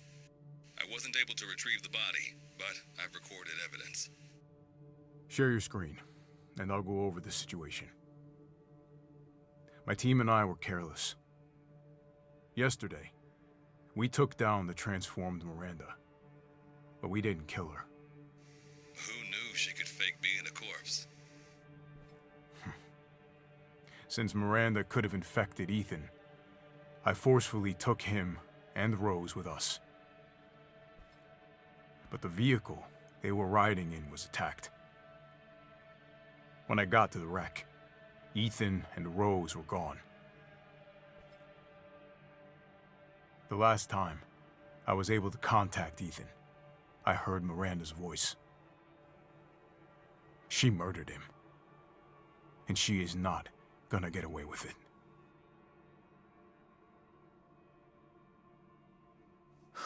God damn it, when does it end? What's that, sir? The mission? All of it. 3 years trying to put this thing in the ground. 3 years too long.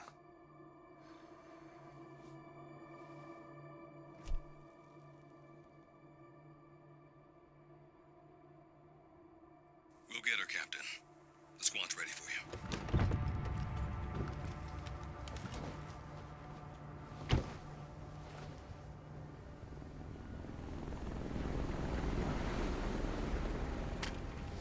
So BSAA got here already? They didn't waste any time? Mission adjustment? No, doesn't change anything. Terminate Miranda and rescue Rose. That's the mission. And failure's not an option. Let's have some fun, people. Like old times. Move out. Roger. Yes, sir. K9, I want to know what the hell BSAA is doing here. Find out what you can. Roger that. I'm on it. So, I want to cover some things back there in the cutscenes. First off, how did Heisenberg know that Chris punches boulders? Right? Was he there? How does he know Chris punched a boulder when he fought Wesker back in RE5? The second thing is, why didn't Miranda just kill Ethan back at the house? I'm assuming that she killed Mia to take her place, so why not get rid of Ethan as well? But then she calls him a lab rat in this scene. So, I guess she keeps him around for a reason or two. One, maybe she found him interesting, if only just for entertainment. She wanted to see what he could do. But secondly, and I think this actually has to be the bigger reason, she wanted Ethan to kill the other lords. Because why else would she, why would she give each lord a part of Rose? She gives them all Rose, knowing that Ethan would go after them and kill them all. So how did she know that he was capable? Perhaps her connection to the Mutamycete showed her that he could, since anybody absorbed into the mold gets connected and they all share consciousnesses. Or perhaps she just wanted to see if he could. If he did it, great. She gets rid of her useless children, since now she's gonna have a real one, but if not, no biggie, she had nothing to lose, and it was fun to watch. But yeah, that's the other thing. Miranda is connected to the mutamycete, and Ethan was already infected back in RE7 with the E-series, so he's already molded out, so she probably can already, enter him, if you know what I mean.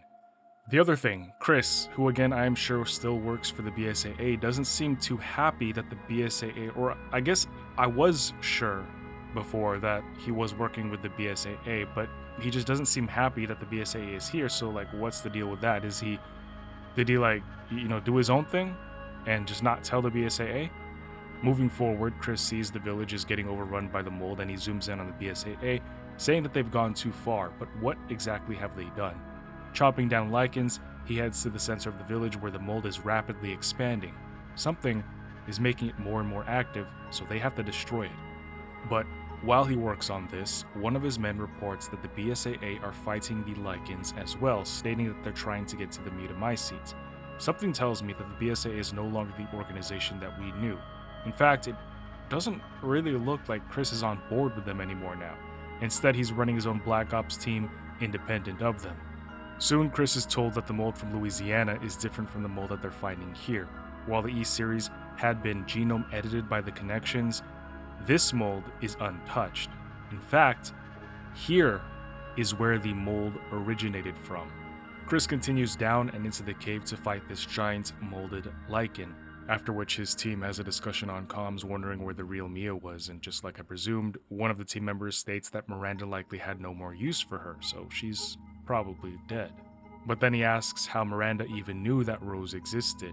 However, Chris quickly cuts them off because he finds the metamycete, the source of all the mold.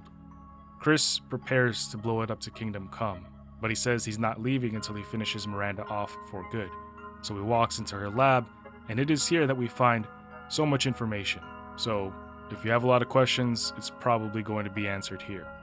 Miranda gave all of the lords the Cadeaux to see if any one of them could be a fit vessel for her daughter Ava. Moreau was deemed to be defective. Dimitrescu was an interesting case though, because she took well to the Cadeaux parasite, which gave her an incredible healing factor. And actually, that answers the question as to why she gained so much size. However, due to her being born with a blood disease mentioned before, she had to maintain her regeneration powers by eating people and drinking their blood regularly. Because of this, she was not fit for Ava. Heisenberg had a strong affinity with the Cadeaux, granting him electromagnetic powers, and even though Miranda found him fascinating as a specimen, he was still unfit. Beneviento was recorded to be mentally ill and underdeveloped, also noting that she divided her Cadeaux amongst her dolls so that she could control them from a distance. She too was deemed unfit for the resurrection of her daughter. Looking around some more, Chris would see a Cadeaux in a jar up close, ascertaining that this is how she controls all the BOWs in the village. On a desk, he sees sketches or pictures of a young man, although we can't see his eyes, but with these pictures is a note written by the man to Miranda. You see, he knew that Miranda was immortal and from a different time. This was the man that the butcher had mentioned in his notes, who was here in the village 15 years ago. He admired Miranda's work, but even more so than that, he was inspired enough to create his own vision for human evolution. But there was just a problem. You see, Miranda had different goals than this man. Miranda only cared about bringing her one daughter back, while this man had his sights set on affecting the entire world. And as a result, he would leave this village, stating that the mold was of no use to him, but that a virus could help him achieve his goals. And he finds this virus in Africa, the progenitor virus. And with this, he intends to start a company called Umbrella, dedicated solely to the progenitor's research. He also got the idea for the company's logo from the cave that we saw earlier. Miranda, Mother Miranda, was Oswell Spencer's mentor. In a way, all viruses today stemmed from Mother Miranda, because without her, Spencer may have never had his vision or knowledge. I think it's really cool that Resident Evil Village did this, that they reconnected everything full circle type thing. On another table is a picture of Evelyn, Miranda, and then there is a group photo. If I recall correctly, we see this same photo back in RE7, I think. Taking a closer look at this group photo, we see Mia all the way on the right. Further back on the left, we see Alan, who looks like Barry. Alan was her partner from RE7. Evelyn is in the center, and over her shoulder on her left is Miranda herself. So, at some point, Miranda had connections with the connections, which I think is pretty wild because that means that Miranda was implicated as far back as RE7. She was right there. She was like this villain in plain sight, and we couldn't have known that. Just like the beginning of the game, she was right there in front of us the entire time. So I imagine that doing New Game Plus would hit differently, knowing who she actually is. That, you know, if you start from the beginning again, you're like, oh, that's not actually Mia, that's Miranda, and that entire sequence in the beginning is going to hit different. In fact, when you rewatch that part where she takes the first bullet, it just makes sense that she doesn't flinch or seemingly even get hurt.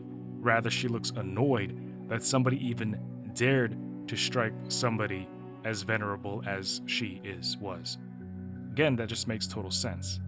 But bringing it back here, Chris reads Miranda's personal notes to her daughter, Ava.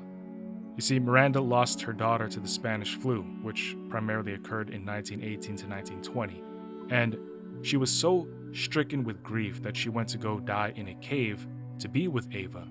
But the cave that she wandered into was where the Metamycete was. And this has some pretty heavy implications that I don't really want to dive into yet because I feel like it's a stretch, but it does raise some questions. Like, where did this Metamycete come from? It's kind of like the progenitor virus back in Africa in Resident Evil 5, or I guess just in the entire series. Before Oswald finds the progenitor virus, it was already there. It had been there for a while. And it's the same thing here with the Metamycete. Where did this Metamycete come from? It's already been here in the cave, and Miranda just stumbles upon it. Where do these things come from? How long have they been here? That would be interesting to find out. But what happens next is Miranda touches the Metamycete, and knowledge floods into her as the mold collects the minds of those who have died. The question is it just anybody who dies in the world or anybody who's infected? Because she then states that her daughter's essence is in this mold and that she could be resurrected with the right vessel. Miranda's need for the said perfect vessel leads her to experimenting on everyone in the village, where she would even create the Cadeau parasite. And now Rose is here, and the reason that Miranda dices her up is to test her regenerative capabilities as a vessel. This explains why she is dismembered, but it does not explain why Miranda didn't just immediately put her back together again and then proceed with the ceremony. Like, I can get wanting Ethan to kill all of the lords, but if you have been waiting a century to get your daughter back, and you've got the perfect host right in front of you, why wait any longer? Getting your other underlings killed seems like a weak reason to wait to resurrect Ava. But I digress. Miranda also writes about the connections. Apparently they came to her offering their help in reviving Ava, and in exchange, she gave them some mold and Ava's DNA. So that explains how the connections were able to create the E-series, Evelyn, which also ties up another question I had in how the mold came from Europe and ended up in Louisiana. But Miranda would also note that Evelyn was just another failure, no different than her four lords, except through Evelyn and through the connections, she learns about Rose. How, exactly? Because Rose wouldn't be born for another around 3 years, right? Unless the connections were keeping tabs. Oh my god. The connections? The BSAA? Guys, Rose was born at a BSAA hospital, and BSAA doctors ran tests on her. The BSAA is the one who moved the Winters to Europe, right where Miranda was. Them moving to Europe at the behest of the BSAA wasn't an accident, it was by design. Miranda wanted the Winters near her, and she was able to manipulate the situation because of her connections with the connections who have now infiltrated the BSAA. I think this would also explain why Chris isn't really happy that the BSAA is here, because he's figured out that the BSAA are the bad guys now. But yeah, Miranda might not be like working directly with any other organization. She's kind of just doing her own thing, but I at least think that's how she got the 411 on Rose. That, or because the metamycete again connects everybody who's infected. So because Mia, Ethan have the mold in them, it's also likely that Miranda found out about their baby through the hive mind. So those are two options that answer how she knew about Rose.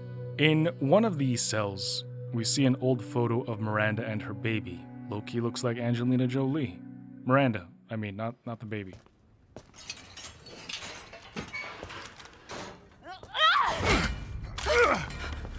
Show me your hands! Umbrise, this is Alpha. Where is Miranda right now? Still at the ceremony site. Whatever she's doing, she's staying put. God damn. It really is you. I'm glad you're safe, Mia. Why are you here? I was caught in Houston experiments. Wait, did you say Mia? Mia Winters? In the flesh. What's the situation up there? Kind of a war going on. Nothing we can't handle. Don't get distracted. Stick to the mission. I'm headed to the ceremony site. Wait! You can't leave me here. You promised, damn it! You said that you would keep us safe. We did everything that you asked. We moved over here, everything! And I didn't care. So long as we were together. So you tell me, where is my husband? Where is my daughter? Ethan is gone. I couldn't save him. But I can save Rose.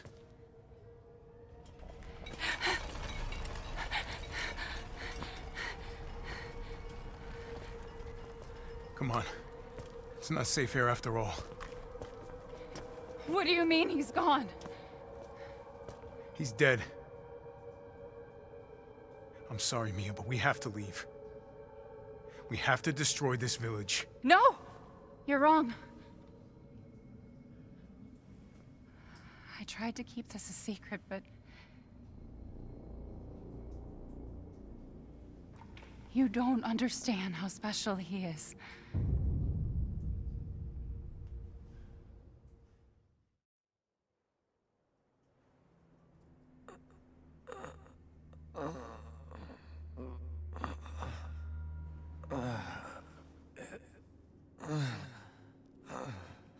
What's going on?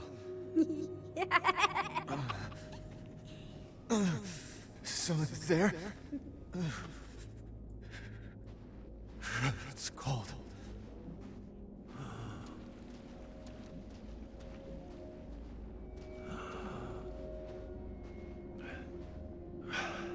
How did I get here? God, it's freezing.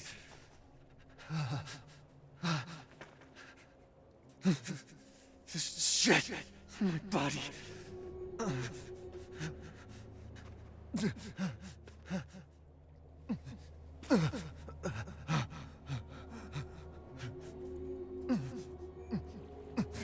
You're so dumb. Evelyn? How are you here? You're dead. Dead? I mean, Miranda. She... no. I still have to save Rose. Wrong! It wasn't Miranda. You were always dead. What are you saying? I can still...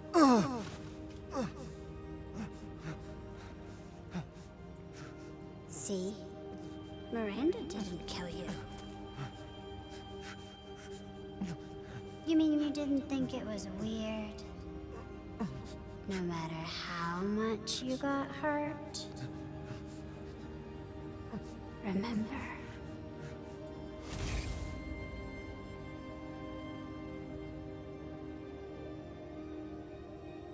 3 years ago, the Baker house.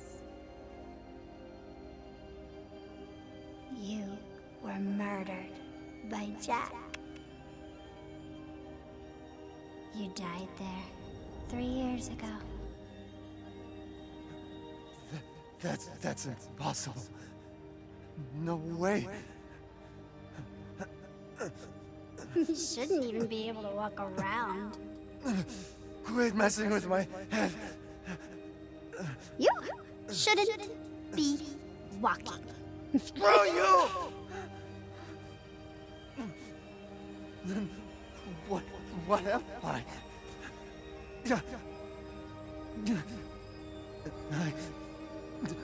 I did all that.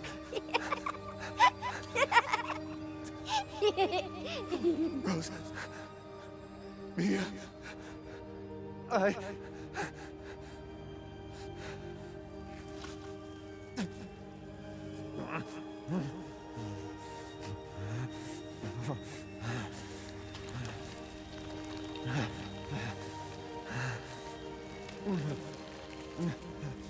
Now do you get it? Your whole body is nothing but mold. You can't ever see your family again. Family.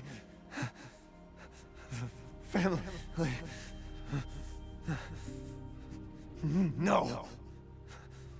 Rose. I have to save my daughter. You're already dead. Dead.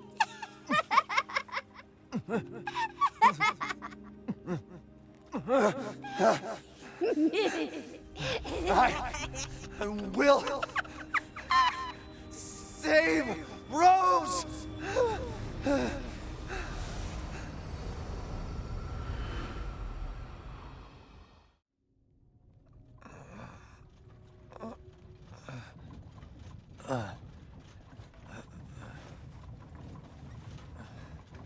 At last, he awakes. Where am I? My carriage, Ethan. You were having a nightmare. Duke? Your battle with Heisenberg was a sight to see, but to think Miranda would show herself. How long have I been out? Not long till dawn. Duke, I need a favor. Take me to Miranda. I assumed as much and am already on the way. We should arrive shortly. Thank you. But Ethan, are you sure of this? Your body is, well, falling apart. Yes. Foolish of me to ask. Speaking of foolish questions, who or what are you? Even I can't quite answer that.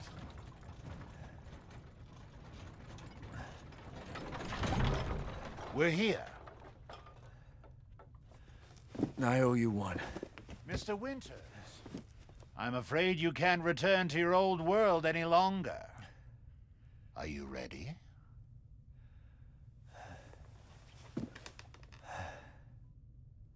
Yeah, I have to be.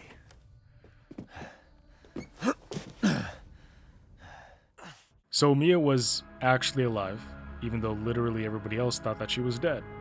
She says that she was experimented on, but she doesn't go into detail, and she doesn't say how long she was imprisoned. And because of this lack of information, the question of when exactly did Miranda take her place at the Winters' household is still up in the air. Like, was she there for 6 months, 6 days? Did Ethan, accidentally have coitus with Miranda? You know what I mean? It's a valid question, right? But yeah, this is so, off script real quick. It's honestly weird to see Mia thrown in the back burner of the story here in Resident Evil 8, because like in RE7, she was pretty central to the story, And here, Capcom just, like, sidelines her. But Capcom does also have this habit of introducing main characters and just never doing anything again with them. So I wouldn't be surprised if we just never really see Mia again after this, which kind of sucks because I hate when they do that. Like, I'm still waiting to see Billy Cohen from Resident Evil 0. You know what I mean? But back to the script. I wanted to hit on Chris. Again, people just keep dying around this man. It is a curse to be on this guy's team. I'm pretty sure he feels guilt and disappointment that he wasn't able to save Ethan, and it hurts even more because Mia points out that they just followed his orders and suffered for it. And when it comes to Evelyn, you guys ever see that commercial, Maybelline? Every time I read Evelyn's name, or Evelyn's name, I just think of that commercial, Maybelline. Well, I just aged myself. But apparently, according to the analytics on this channel, a lot of you guys are actually within my same age range. So I guess that just naturally makes sense. So when it comes to Evelyn, one, her voice is annoying to begin with, and two, it makes sense that she would still somewhat be alive, quote unquote, through the Metamycetes. And three, Ethan isn't actually alive, but I feel like this is not a surprise. Because if you just took the time to read the notes and examine the whole story of RE7, this surprise moments wouldn't actually be a surprise. Off rip, I, and if you've been watching this channel, you as well, probably came into this knowing that Ethan was already molded. Which, by the way, no one in the game knew that Ethan was molded, or his wife. Nobody thought, hey, we should probably test Ethan and his wife for the Metamycetes? Or is their variance of the mold so advanced that it is undetectable? Look, everybody plays games for different reasons. You know, play your game, you play the game you paid for however you want to play. Some don't care about the story much, they just want the puzzles and the horror, you weirdos. And then you watch a YouTuber like me break it down, you gigachads. It's all lighthearted jokes. But the point is, I guess some people might have missed this, and then it would have actually been a surprise. This revelation might have actually been a surprise that Ethan was already molded. But it was one of those things where I'm sitting there watching this scene play out, and I'm thinking to myself, Capcom, why are you trying to push this narrative? You guys wrote this in, and you want me to be surprised at this crucial moment when this was kind of already a given if you just paid attention a little bit even to the story? There are parts of Village that I feel are, at least narrative-wise, half-assed. But I'm going to hold off on talking about my thoughts of this game and also 7 at the end of the video. Heading over to the middle of the chaos, he finds Miranda performing the ritual. Rose is formed from the mold and Miranda calls her her daughter's name, but she immediately recognizes that something is wrong. With liquid mold oozing out of her eyes, the power of the Metamycete begins to leave her. I think the reason this is happening is because Rose is here now, and she has actually made direct contact with the Metamycete, and so she's probably draining Miranda of her powers, siphoning it into herself. And she's just a baby. Ethan demands his daughter back, but Miranda, who comments that his body's interesting, which, by the way, she already knew that, so I say that, says she's going to kill him. Suddenly, a bullet smacks her in the head, and Chris, from somewhere in that direction, yells at Ethan to grab her. However, Miranda isn't going to let him. She grabs Rose back, blackened eyes oozing down her cheeks, and she transforms into her final form. They begin to fight, and she says that Ethan fulfilled his true purpose in that he got rid of the 4 lords for her and awakened the Metamycete. How exactly did Ethan cause the awakening? By killing the lords? If Miranda needed that to happen, why not just do that herself? It would have been way faster for her to do it herself. She could teleport, take them out one by one, or if she wanted to, call them into one place and just take them out right there. On a more serious note, another thought that I had was, what is the difference between the Metamycete, the E-Series, and the Cadeau? I already know this, but I'm just going to lay it out for anybody who missed it or just wants a quick recap reminder.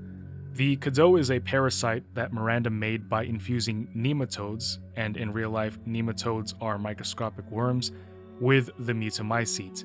The Cadeau assimilates a host's DNA depending on where it's implanted on the body, and the Cadeau can even alter anything foreign to assimilate to its host. And this is why we see Lady D's daughters and Heisenberg's soldats.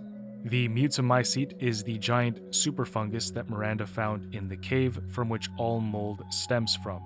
And the E-series is what the connections created from the mold after coming to Miranda, asking to collaborate with her, and they basically just wanted to weaponize the mold.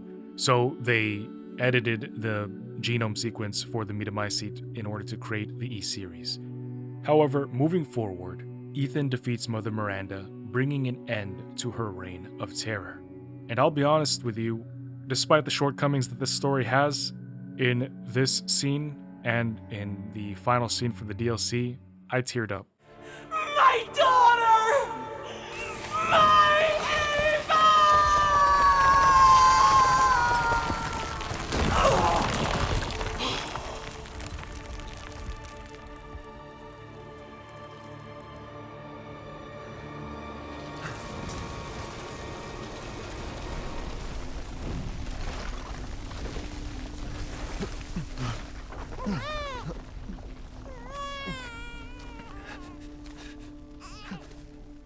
Rose! Shh. Shh. It's all right, Rose. It's all right.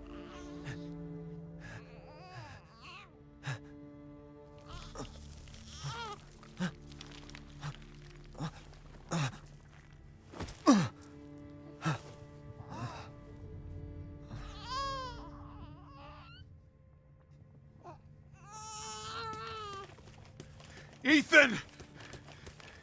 Ethan! Come on, Ethan. Come on, Ethan, wake up. Oh, no. Chris. Ethan. You did it. It's finished. I think we've finished each other. Ethan. We gotta move.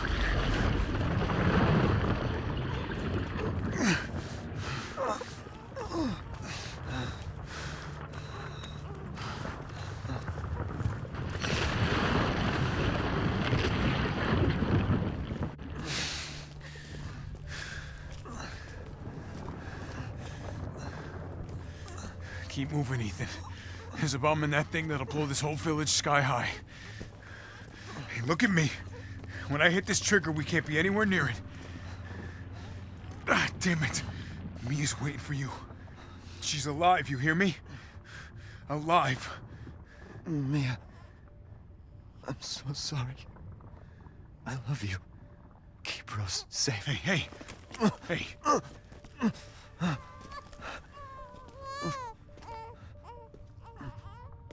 And you tell yourself. Now come on, it's not that much further.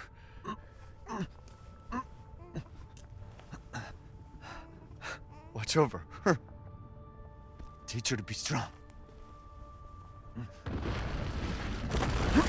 God damn it.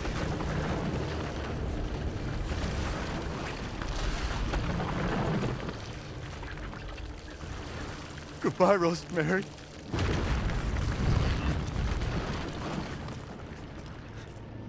Ethan.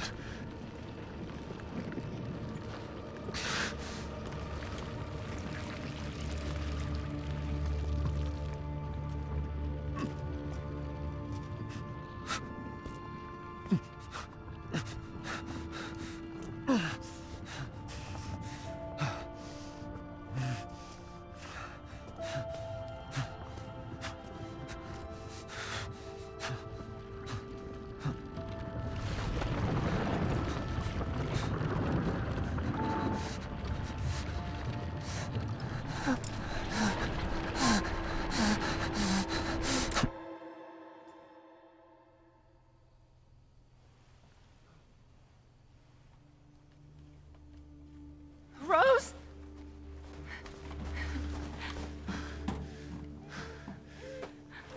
Go. Go, take us up now.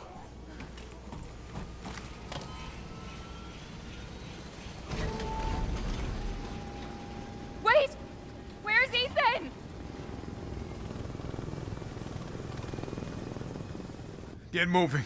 We have to get clear. No, we can't go, not without my husband. Mia, sit down and strap in. Not before you tell me where Ethan is. I know he wouldn't abandon us. Tell me what's going on. Where?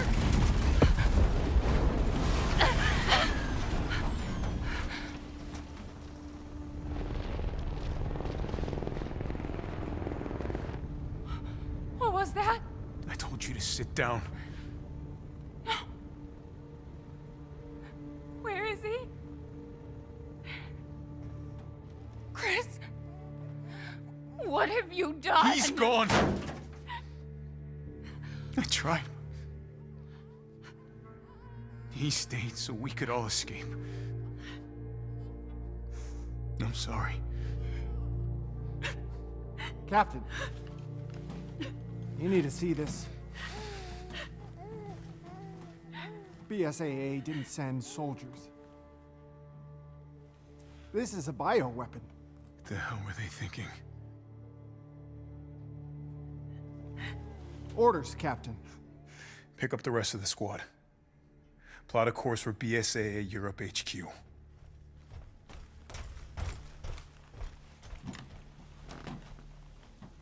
Someone's gotta pay.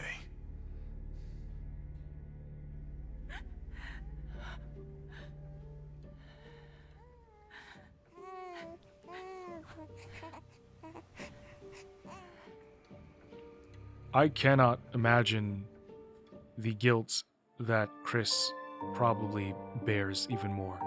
And I can't imagine Mia's soul, the pain of having her soul being torn from her, having lost her husband. But the BSAA is confirmed to be corrupted. They lived long enough to become the villain. They were started up to fight bioterrorism, and here they are using bioweapons. But now we have to wonder, did they succeed in getting the Mutamycetes? And what are they going to do with it if they did? With the destruction of the Mutamycete, this was likely the nail in his coffin, in Ethan's coffin. However, if Chris never destroyed the super fungus, would Ethan have been able to still survive? I think probably not, because Miranda ripped his heart out, literally. But ignoring that, what were the limitations of him being a super sentient mold?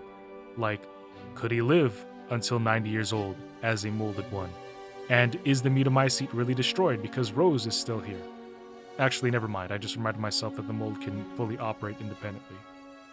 But while we're on the subject of Rosemary Winters, what we do next is we time skip 16 years into the future, into the year 2037, where Rose is now at the park meeting with K, or K9, a member of Chris's Hound squad from the village.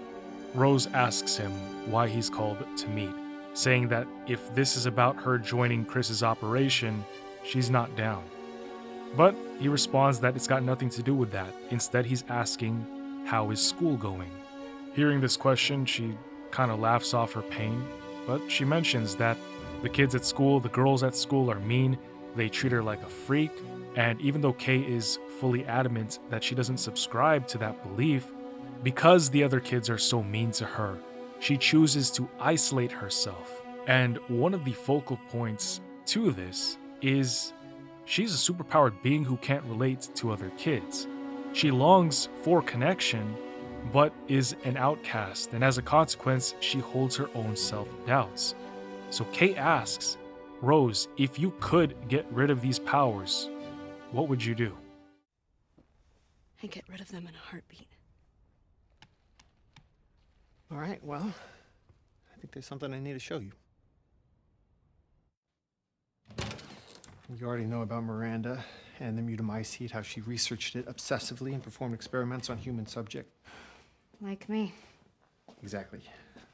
What you don't know is that we recently found some of her research. Apparently, she discovered a purifying crystal that can remove the Mutamycete from its host. Purifying crystal? If we can get our hands on one of these, we might be able to weaken or remove your powers entirely. Are you kidding me? No, but her notes are incomplete. However, I think I have an idea where we can find the rest of her research. Let's do it. Let's find it. Where is it? In there. What? That's a fragment of the megamycete. It absorbs and stores memories from people who pass away in close proximity, including Miranda, and everything she knows. If you enter its consciousness, you might be able to solve the mystery of the purifying crystal. Wait, what do you mean enter its consciousness? So your deep connection will allow you to explore the information within. That sounds crazy. You sound crazy. Yes, Rose, but not dangerous, right? Think of it just like walking through somebody else's memories. You really think this can work? I think it's worth trying. What do you have to lose? How do I even do this? Shit, I don't know. Try reaching out to it. See what happens. Okay. Fine. What the hell?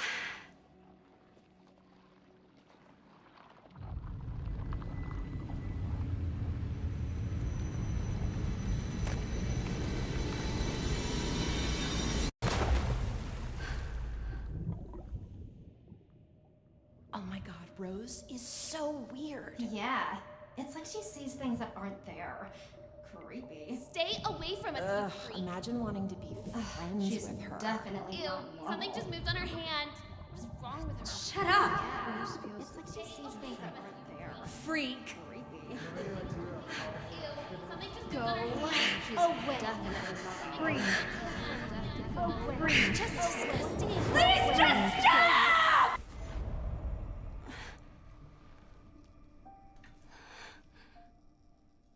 I'm still here?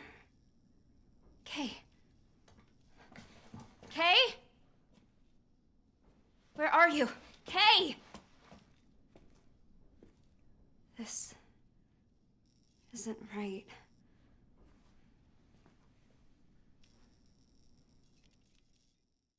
It's left.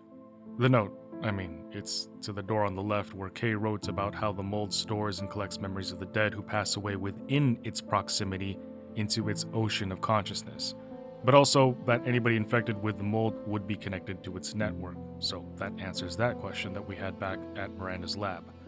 He writes that if this is actually the case, then somebody, aka Rose, who has a strong affinity to the mold should be able to connect to the memories inside of the mold, and as we saw, Rose can do just that with the mold sample that they acquired from the village 16 years ago. Now, Kay's reasoning for this is written as somebody who cares more about accessing the great minds of the dead, people who might be able to advance humanity, and not really as somebody who cares about what Rose wants, although he approached her dangling that carrot. It is through her that he would be able to cut through the red ethical tape because the organization they work for doesn't allow them to contact mold-infected civilians, hence his true reasoning for taking Rose into this. But now she is no longer in the real world, instead she is without a doubt in the moldy memories of the damned.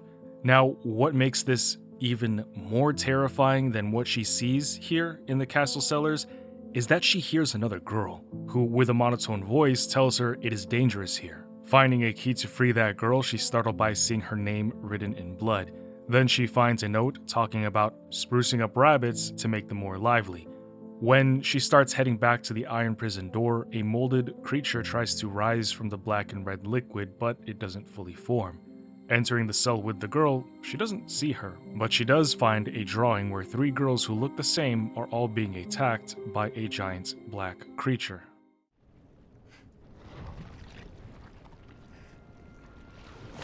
No! Stop!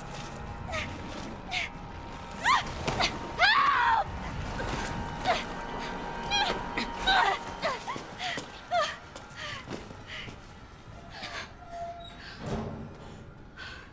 Thanks.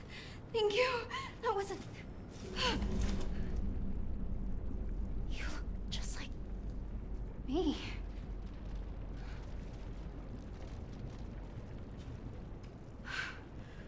Who are you? I'm Rose. Rose. What's going on here? Must keep moving. But... too dangerous here.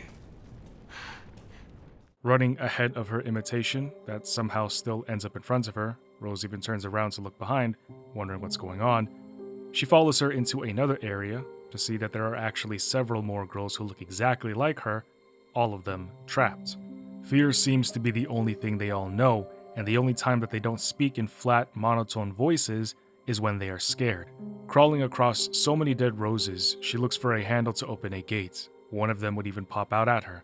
For some reason, these dead roses don't have parts of their faces. It's like they've turned into white crystal mold instead. A terrifying sight to behold. When she heads back to the other rose,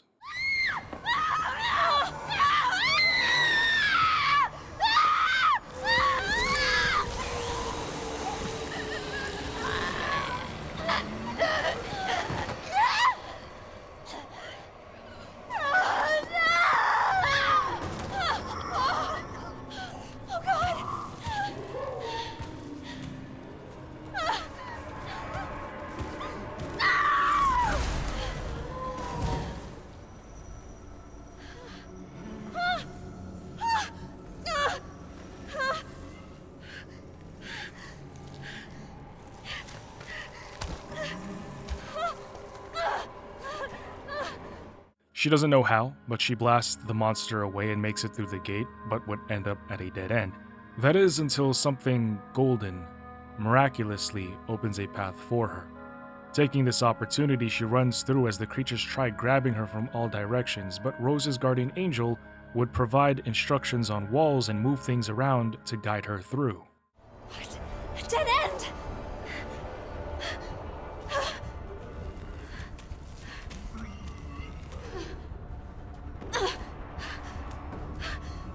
No! Stay back!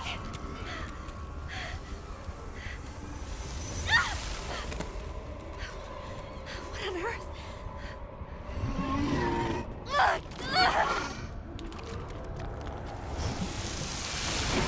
What the?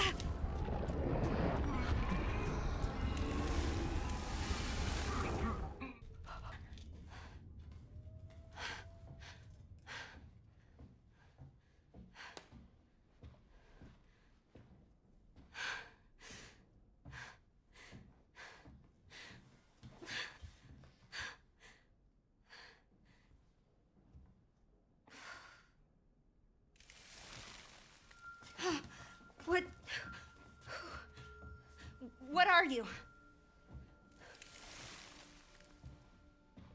Okay.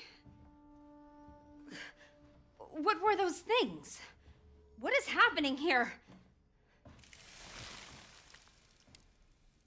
How? What is this? Where am I?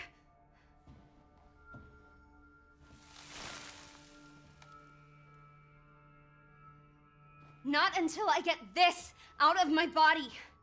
There's a crystal here that will remove the mold. I need to find it. And I'm not leaving until I do.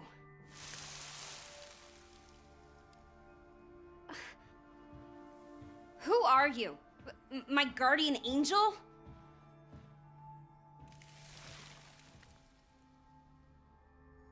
Do you have a name? If you're an angel, then... Gabriel? Michael?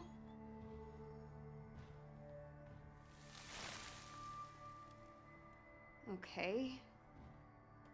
Michael? What now?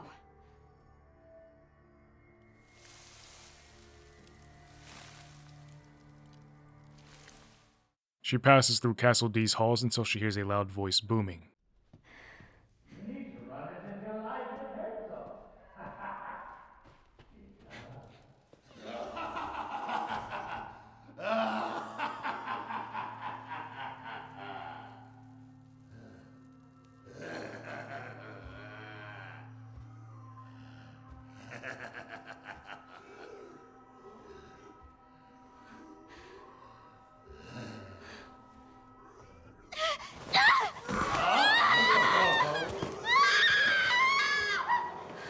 Looks like we caught another.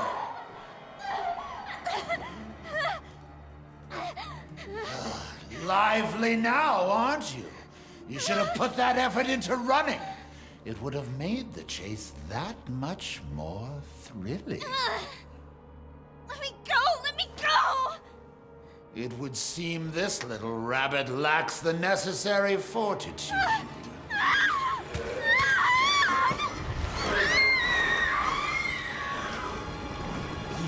A pity. You had shown a little grit and actually escaped, that purifying crystal would now be yours. The crystal. Who's this? Oh, now we have a new little rabbit to pursue. Let's see how fast this one is. Find her! Hunt her down! Why is Duke here? Is it actually Duke, or is it just a part of Duke's essence? I don't think he's dead, but this could mean he's connected to the mold. Also, that note that she read back in the cellars about rabbits and liveliness, I'm pretty sure that had to do with what Masked Duke was talking about just now, with wanting these Rose copies to have more spruce when running from him. With the way out blocked, monsters on her heels, she doesn't know what to do. But Mikhail would tell her that she needs a weapon because it's dangerous. She needs a gun, but where is she going to get one? He tells her to touch his words, and together they produce a gun, which she uses to shoot the creatures trying to subdue her. Even though Rose has a ton of questions, she focuses on her primary goal, the crystal she needs to relinquish her powers, and it is right there in the hall, just waiting for her to finish puzzles to obtain 3 masks. How lovely. She finds the first mask, but it's blocked and locked by some mass. However, Michael says that she can use her powers to destroy it if she focuses and uses this amplifier. It's a blue flask, not so much different than the one that Rose was in when she was a baby, and absorbing its powers now, she's able to better fight off the monsters. Rose would also stop and talk with Michael, who checks on her well-being and even gives her items to help her on her journey.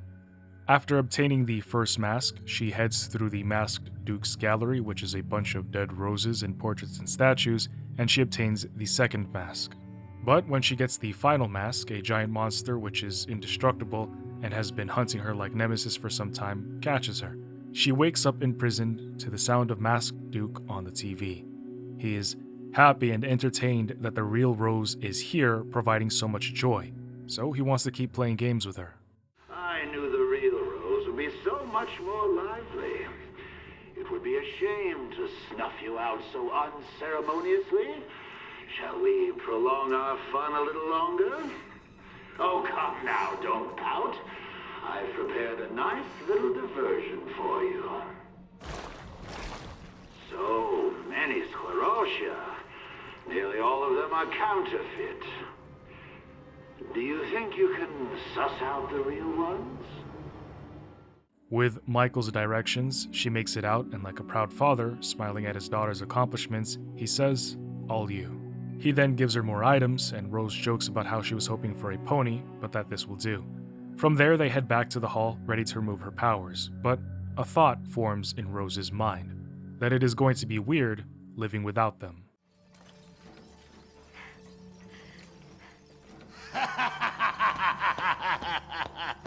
Well done, little one. You've more than earned this reward. Almost looks like the real thing, doesn't it? What? It's a replica, of course. Nothing that valuable could ever manifest on this stratum.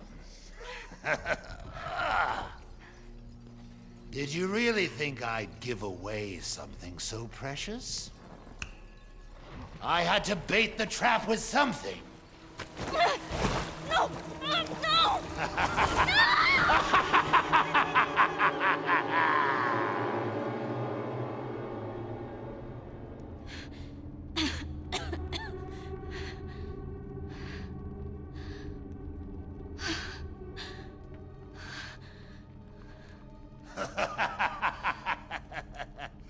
Now comes the real fun. The perfect place for your demise. Let the show begin! Rose is forced to defeat all the monsters in the arena. Doing so pisses the masked Duke off, who summons everything he has to surround her. So Michael tells her, run and jump into the abyss. And while she is ambivalent, she trusts him enough, and she doesn't have any other options, so she falls into a deeper plane of the realm. Ah, what? Down there? Ah!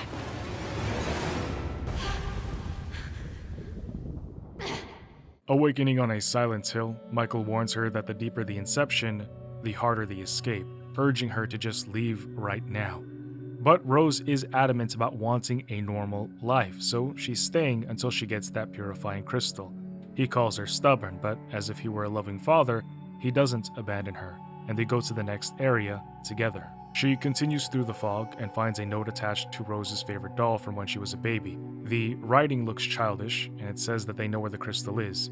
Following the path, this is the memory of Beneviento, and on the lift, Michael warns her that somebody's trying to block him out of there, so Rose is going to have to tackle this one alone. She creepily gets welcomed in by name. Reading a note on the desk, it's her own words, talking about how it was her first day of school. Rose is so excited to make so many new friends and even wanted to give Chris a big hug when she sees him next. But then she would find out it was difficult to even talk to the other kids because nobody wanted to talk to her. She mentions how school itself was easy, mainly because Mia already taught her everything. Speaking of, where is Mia and why is she sidelined again? The kids don't like how Rose always knew everything, and she explains that when she is nervous, her hands get sticky with this white sweat. For some reason, probably tied to the mold, she couldn't control the white sweat, and the other kids would be very mean to her for it. Even the teacher would yell at her for always carrying a cloth around. Chris tried to talk to the teacher, saying that Rose isn't going to get anybody sick, but it didn't matter. However, one day, the poor girl finally had somebody go up and talk to her, somebody named Lucy. Rose always wanted a friend, and she hopes that Lucy's friend, Catherine, would also be her friend. But we also know how kids are, so let's see what happens. While Rose was down here, a little girl's voice would talk to her, saying that she wanted to play, and after gathering a bunch of dolls, we would see how becoming friends with Lucy went. Seriously. Fuck you. Tricked, betrayed, humiliated, ostracized, it was all the same. No one wanted to be her friend. That's the type of stuff that makes villains in real life, so I'm surprised that Rose didn't. But I guess it's like the Hulk says, with great power comes great responsibility. The little girl would call Rose and tell her that she has the crystal, and after avoiding Mommy's gaze, playing hide-and-seek with killer doll friends, and even running away from a giant mommy mannequin, she makes it to the room the little girl said she was in. No one likes Rose. Because she's a freak. Hey! She has those crazy powers. What? Just like her dad. That's why she doesn't have any friends. Shut up! You know it's true. What is wrong with her? She's afraid. Look at her. No. Afraid of what she might turn into. Shut up! Shut up! Shut up! Shut up!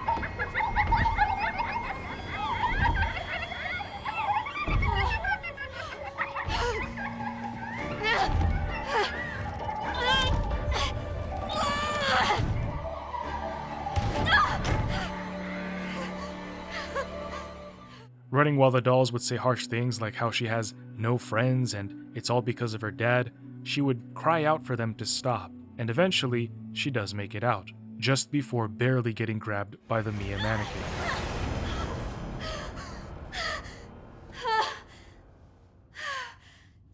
I can't take much more of this.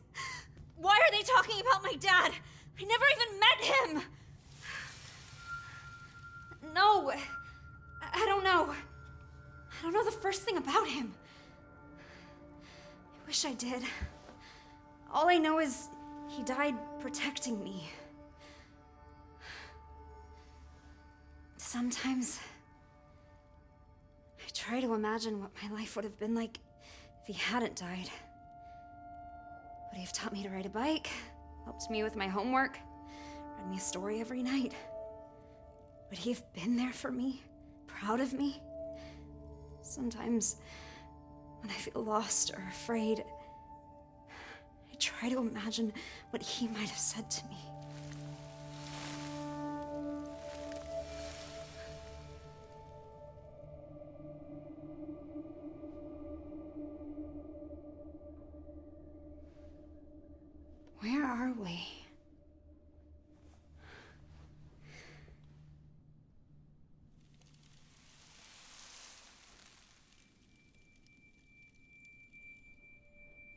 feels familiar.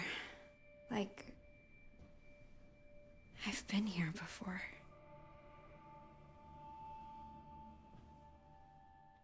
She was in the memory of her old home. Rose takes her time taking in what Michael was showing her, and while she looks at a bunch of objects, she hears her father's voice, wanting to hear more of him, to know more about who he was, what he was into, just trying to capture what she missed out on. She looks around. Wine. Rose would have been old enough one day to share some with her old man. Lady Dimitrescu's jazz album. Ethan wondered if she'd be a musician. He thought that Rose liked the music because she would bang her spoon as a baby whenever it played. Rose was curious if her dad played any instruments. Then she would go to look at the baby piano in the living room. A baby bottle on the kitchen counter.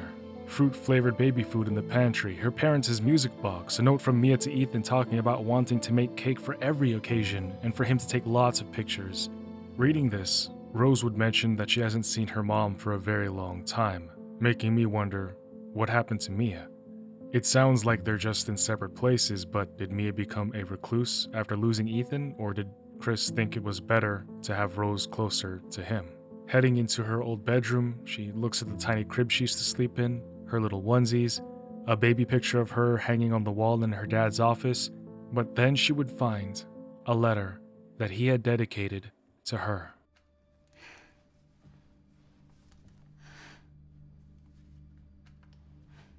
Happy half-birthday, Rose. My gift to you is a promise. I'll always be there for you, no matter what. I'll be there every birthday to watch you blow out the candles on your cake. I'll be there to make you breakfast and walk you to school every day. I'll be there when you have a bad dream and sing to you until you fall back asleep. I'll hug you tight when you're troubled or worried and tell you that everything's gonna be all right. You are my precious Rose. Never forget that, Dad. No one loves you. No! No! Michael! Michael, help! Michael! No!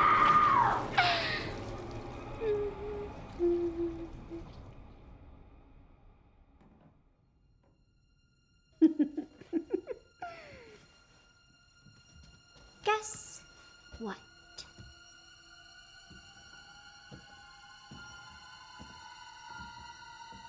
That thing you're looking for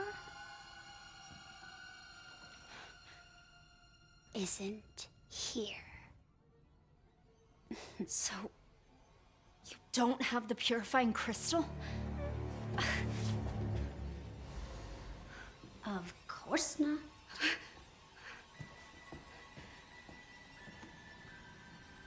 For that, you'll have to go deeper. Much deeper. Poor Rose. She can't trust anyone. Why are you doing this? No one loves you. And when you're dead, no one will care!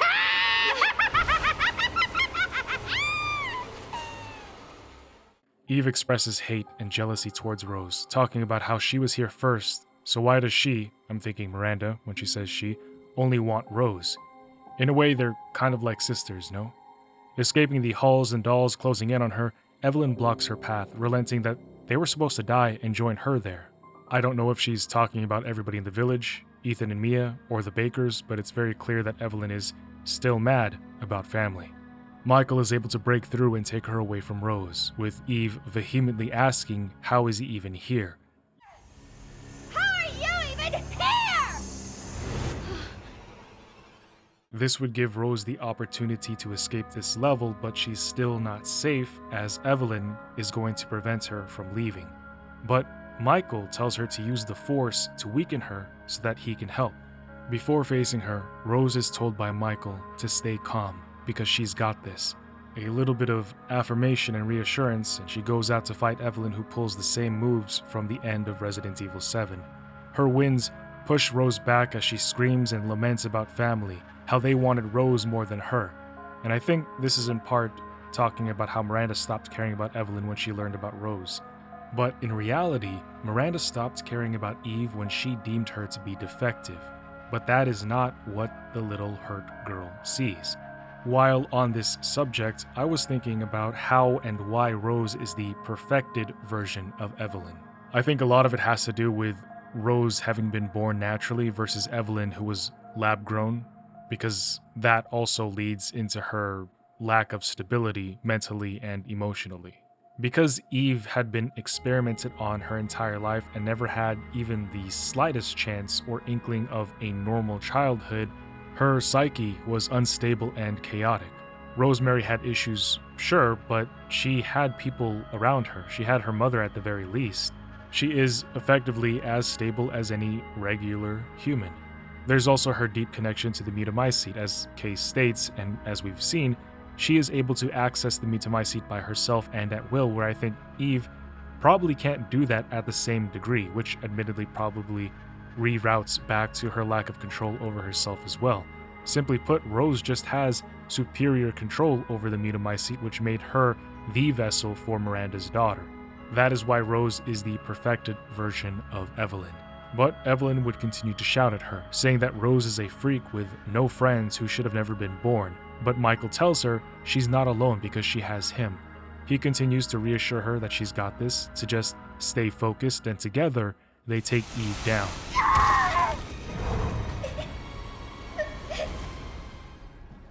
I can't believe how useless I am.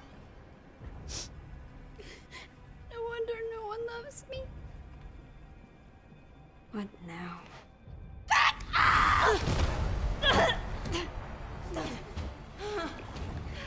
This is all your fault! And I will never let you have what you want! Rose, look out!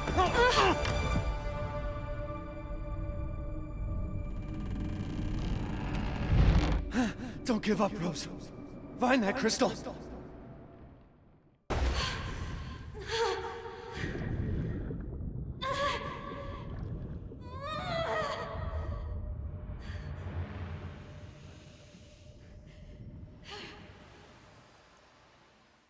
She makes her way to the village, which in this stratum is corrupted, so much so that the mold eclipses and drips from the moon. Sensing the power for the Mutamycete, she makes her way down into the cave where it's stationed, and upon arriving, she sees copies of herself being born from the mold. This is where Miranda had been working, creating husks of Rose. Looking over her notes, Rose learns that the memories here don't strictly reflect reality, meaning not everything we saw in here is necessarily true. She also learns that only those who are attuned to the mold can control themselves while in this realm. Reading on, even though Miranda was physically dead, she was still very much alive inside of this Mutamycete, and while she was here, for the past 16 years, she had been trying to figure out ways to harness the power of this realm to even effectively affect the thoughts and memories of others. She continues to go on about how her memories are here, just dissolute, but which her is she referring to? I believe it's her daughter, because Miranda holds on to her initial goals to get Rose to be her vessel. In another note, Miranda writes about using the memories that different individuals have of different individuals to create another being.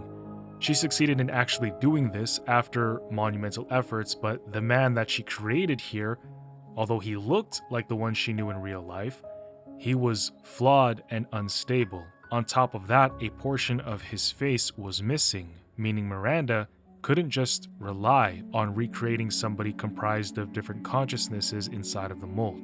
She moves on to read about how Miranda attempted to create replicas of Rose, but something was preventing her from remaking anything even remotely suitable. It has to be Ethan interfering with Miranda. Even in death, Father protects. As a result, Miranda would only be able to create powerless husks of Rose, none of which were suitable as a vessel. Still hypothesizing why her efforts proved fruitless, she says it could be a combination of Rose actually still being alive in the real world, somebody in this realm stopping her, or a flaw in her production method. Her best hope is to lure Rose into this realm and find a way to get her to willingly offer herself to her. Then it is revealed in the third page that Miranda had discovered that the Rose copies she was making would actually exhibit a little bit of Rose's powers when subjected to extreme terror. Miranda postulated that this might be worth looking further into, and she would employ the man she first created, the Masked Duke, to do so. For however many years, so many copies of Rose were terrorized and killed. This also explains the Face Eaters from earlier. They were there simply to invoke fear. But Miranda would also learn about an intruder who decided to make herself at home, Evelyn. She's been running around doing her own thing and getting in the way of Miranda's plans, referring to what Rose just experienced back at the house. Miranda says that had Evelyn not gotten in the way, then Rose would not have gained that confidence that she has now, and she would have just been left in despair, ripe for the taking. Looking around this chamber, the Metamycete in the center even has an eye on it, the hanging bodies of Rose all over, it's just horrifying. But Rose continues down the hall, feeling the power of the crystal getting closer. She reads another... Oh my god, there's so many notes in this game. How many of you actually have read all of these? How many of you like that I just read and explain it for you? This book on the altar calls the mold the Black God. That's it, I just wanted to point that out. Another name for the mold, Black God. The rest of this is just praising the mold. Ascending the steps, she finally finds what she came for.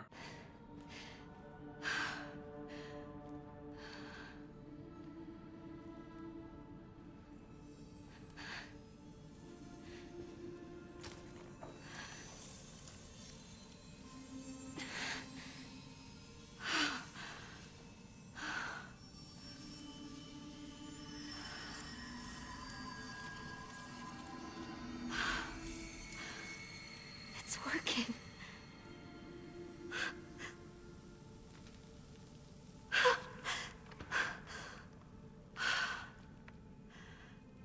Oh my god. Is this what normal feels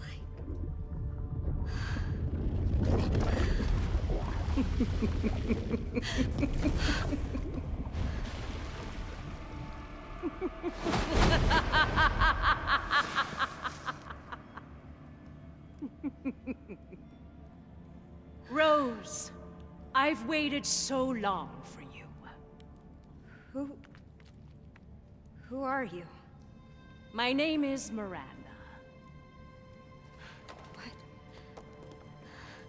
You had become so powerful. Far too powerful for me to subdue directly. So, I had to lure you into this realm so that you might willingly relinquish your powers.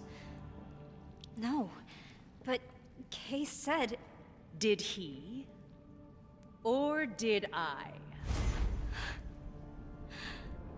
That Kay was an illusion. Very convincing, wouldn't you say? No way. Now you can become the vessel for my Eva!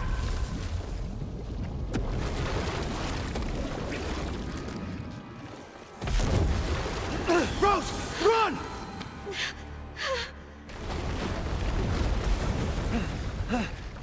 Ethan, you pest! Go! So, in the start of even he can manifest. He can't save you, Rose!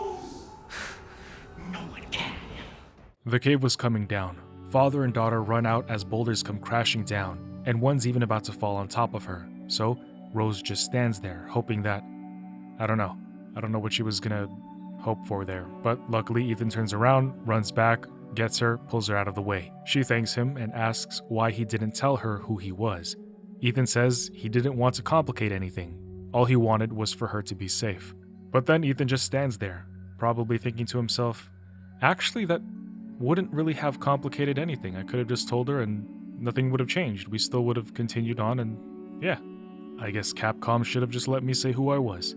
I also just realized that I have never seen this guy's face. I never stopped once to think about it, but I've never seen this dude's face until now. Running out into the flash-banging light, Rose gets pinned down by Miranda, but Ethan shoots her and says to stay away from his family. They make it outside, but... You can't escape with Rose. Ethan, persistent as always. Dad! Rose, now's your chance. Go live a normal life. Make friends.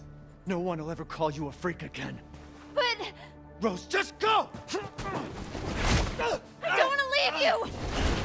I know. I love you. But I need to know that you're safe. So please, just... Ethan, you insolent pest! I got this. Get out of here!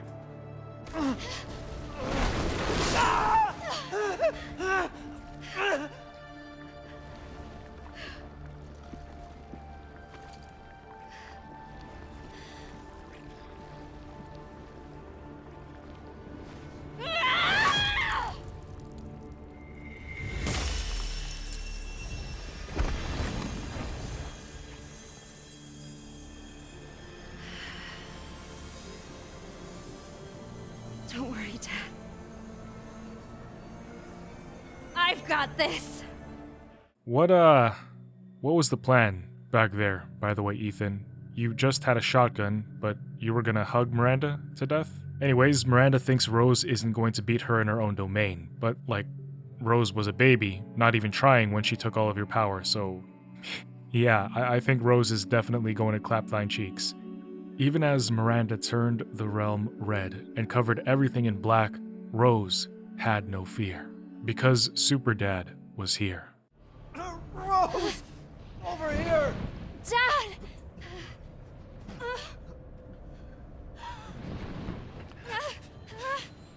Use this! Take her down!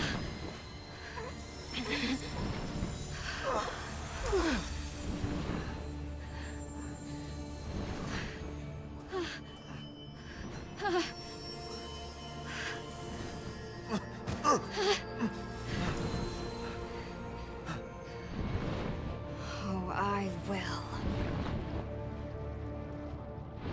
Return and yield your strength to me!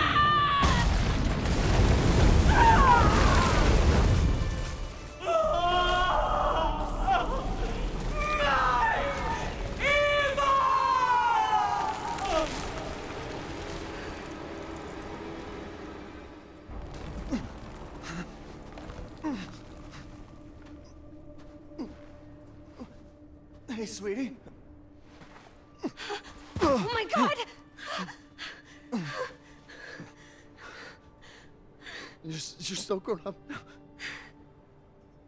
And even though I wasn't there with you, I've always watched over you. I'm so sorry I couldn't protect you. All you've ever done is protect me. No. Not this time. You lost your chance. I'm so sorry. No. It was my choice. And I don't regret it one bit. If I had left you, then we never would have had this chance to talk face to face.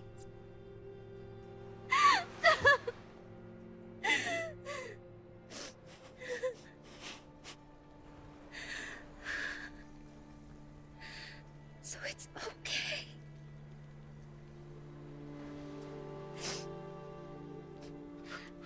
I'm okay. I'm so proud of you.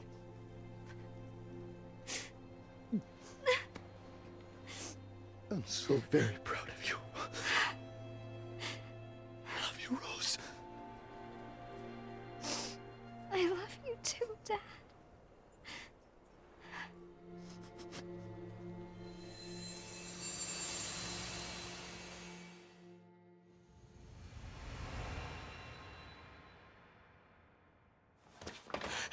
I'm back.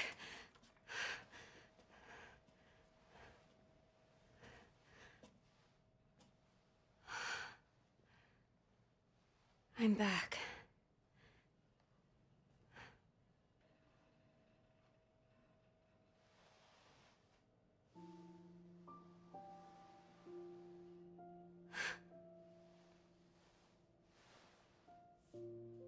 Dad.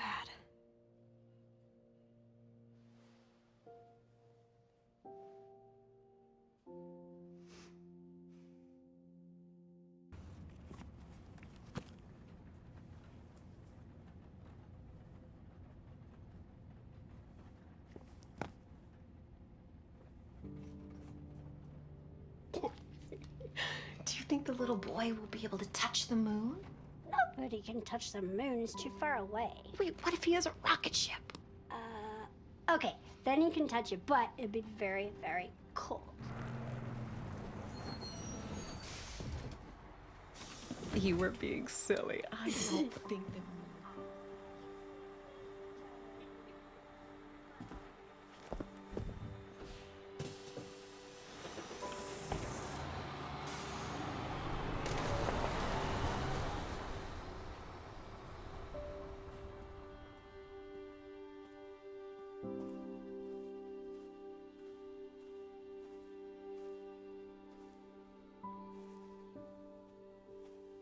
Hey, Dad. Happy birthday. Sorry I missed last week. I have a lot of tests coming up. You know how it is.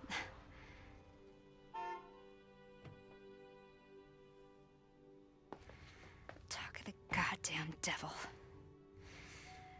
Duty calls. I love you.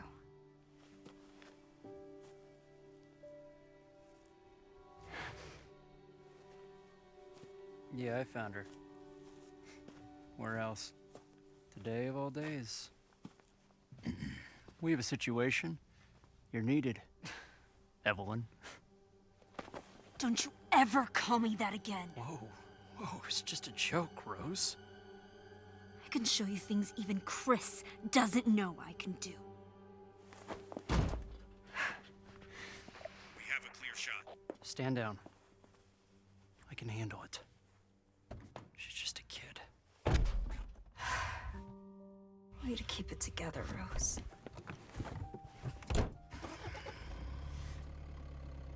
You're a lot like him, you know?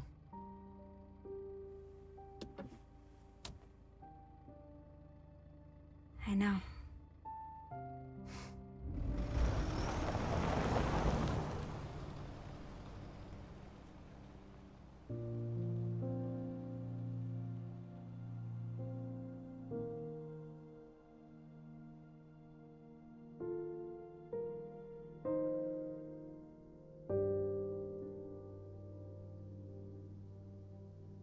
Who is this guy? They just stopped in the middle of the road and walking on the right side is some guy? Billy?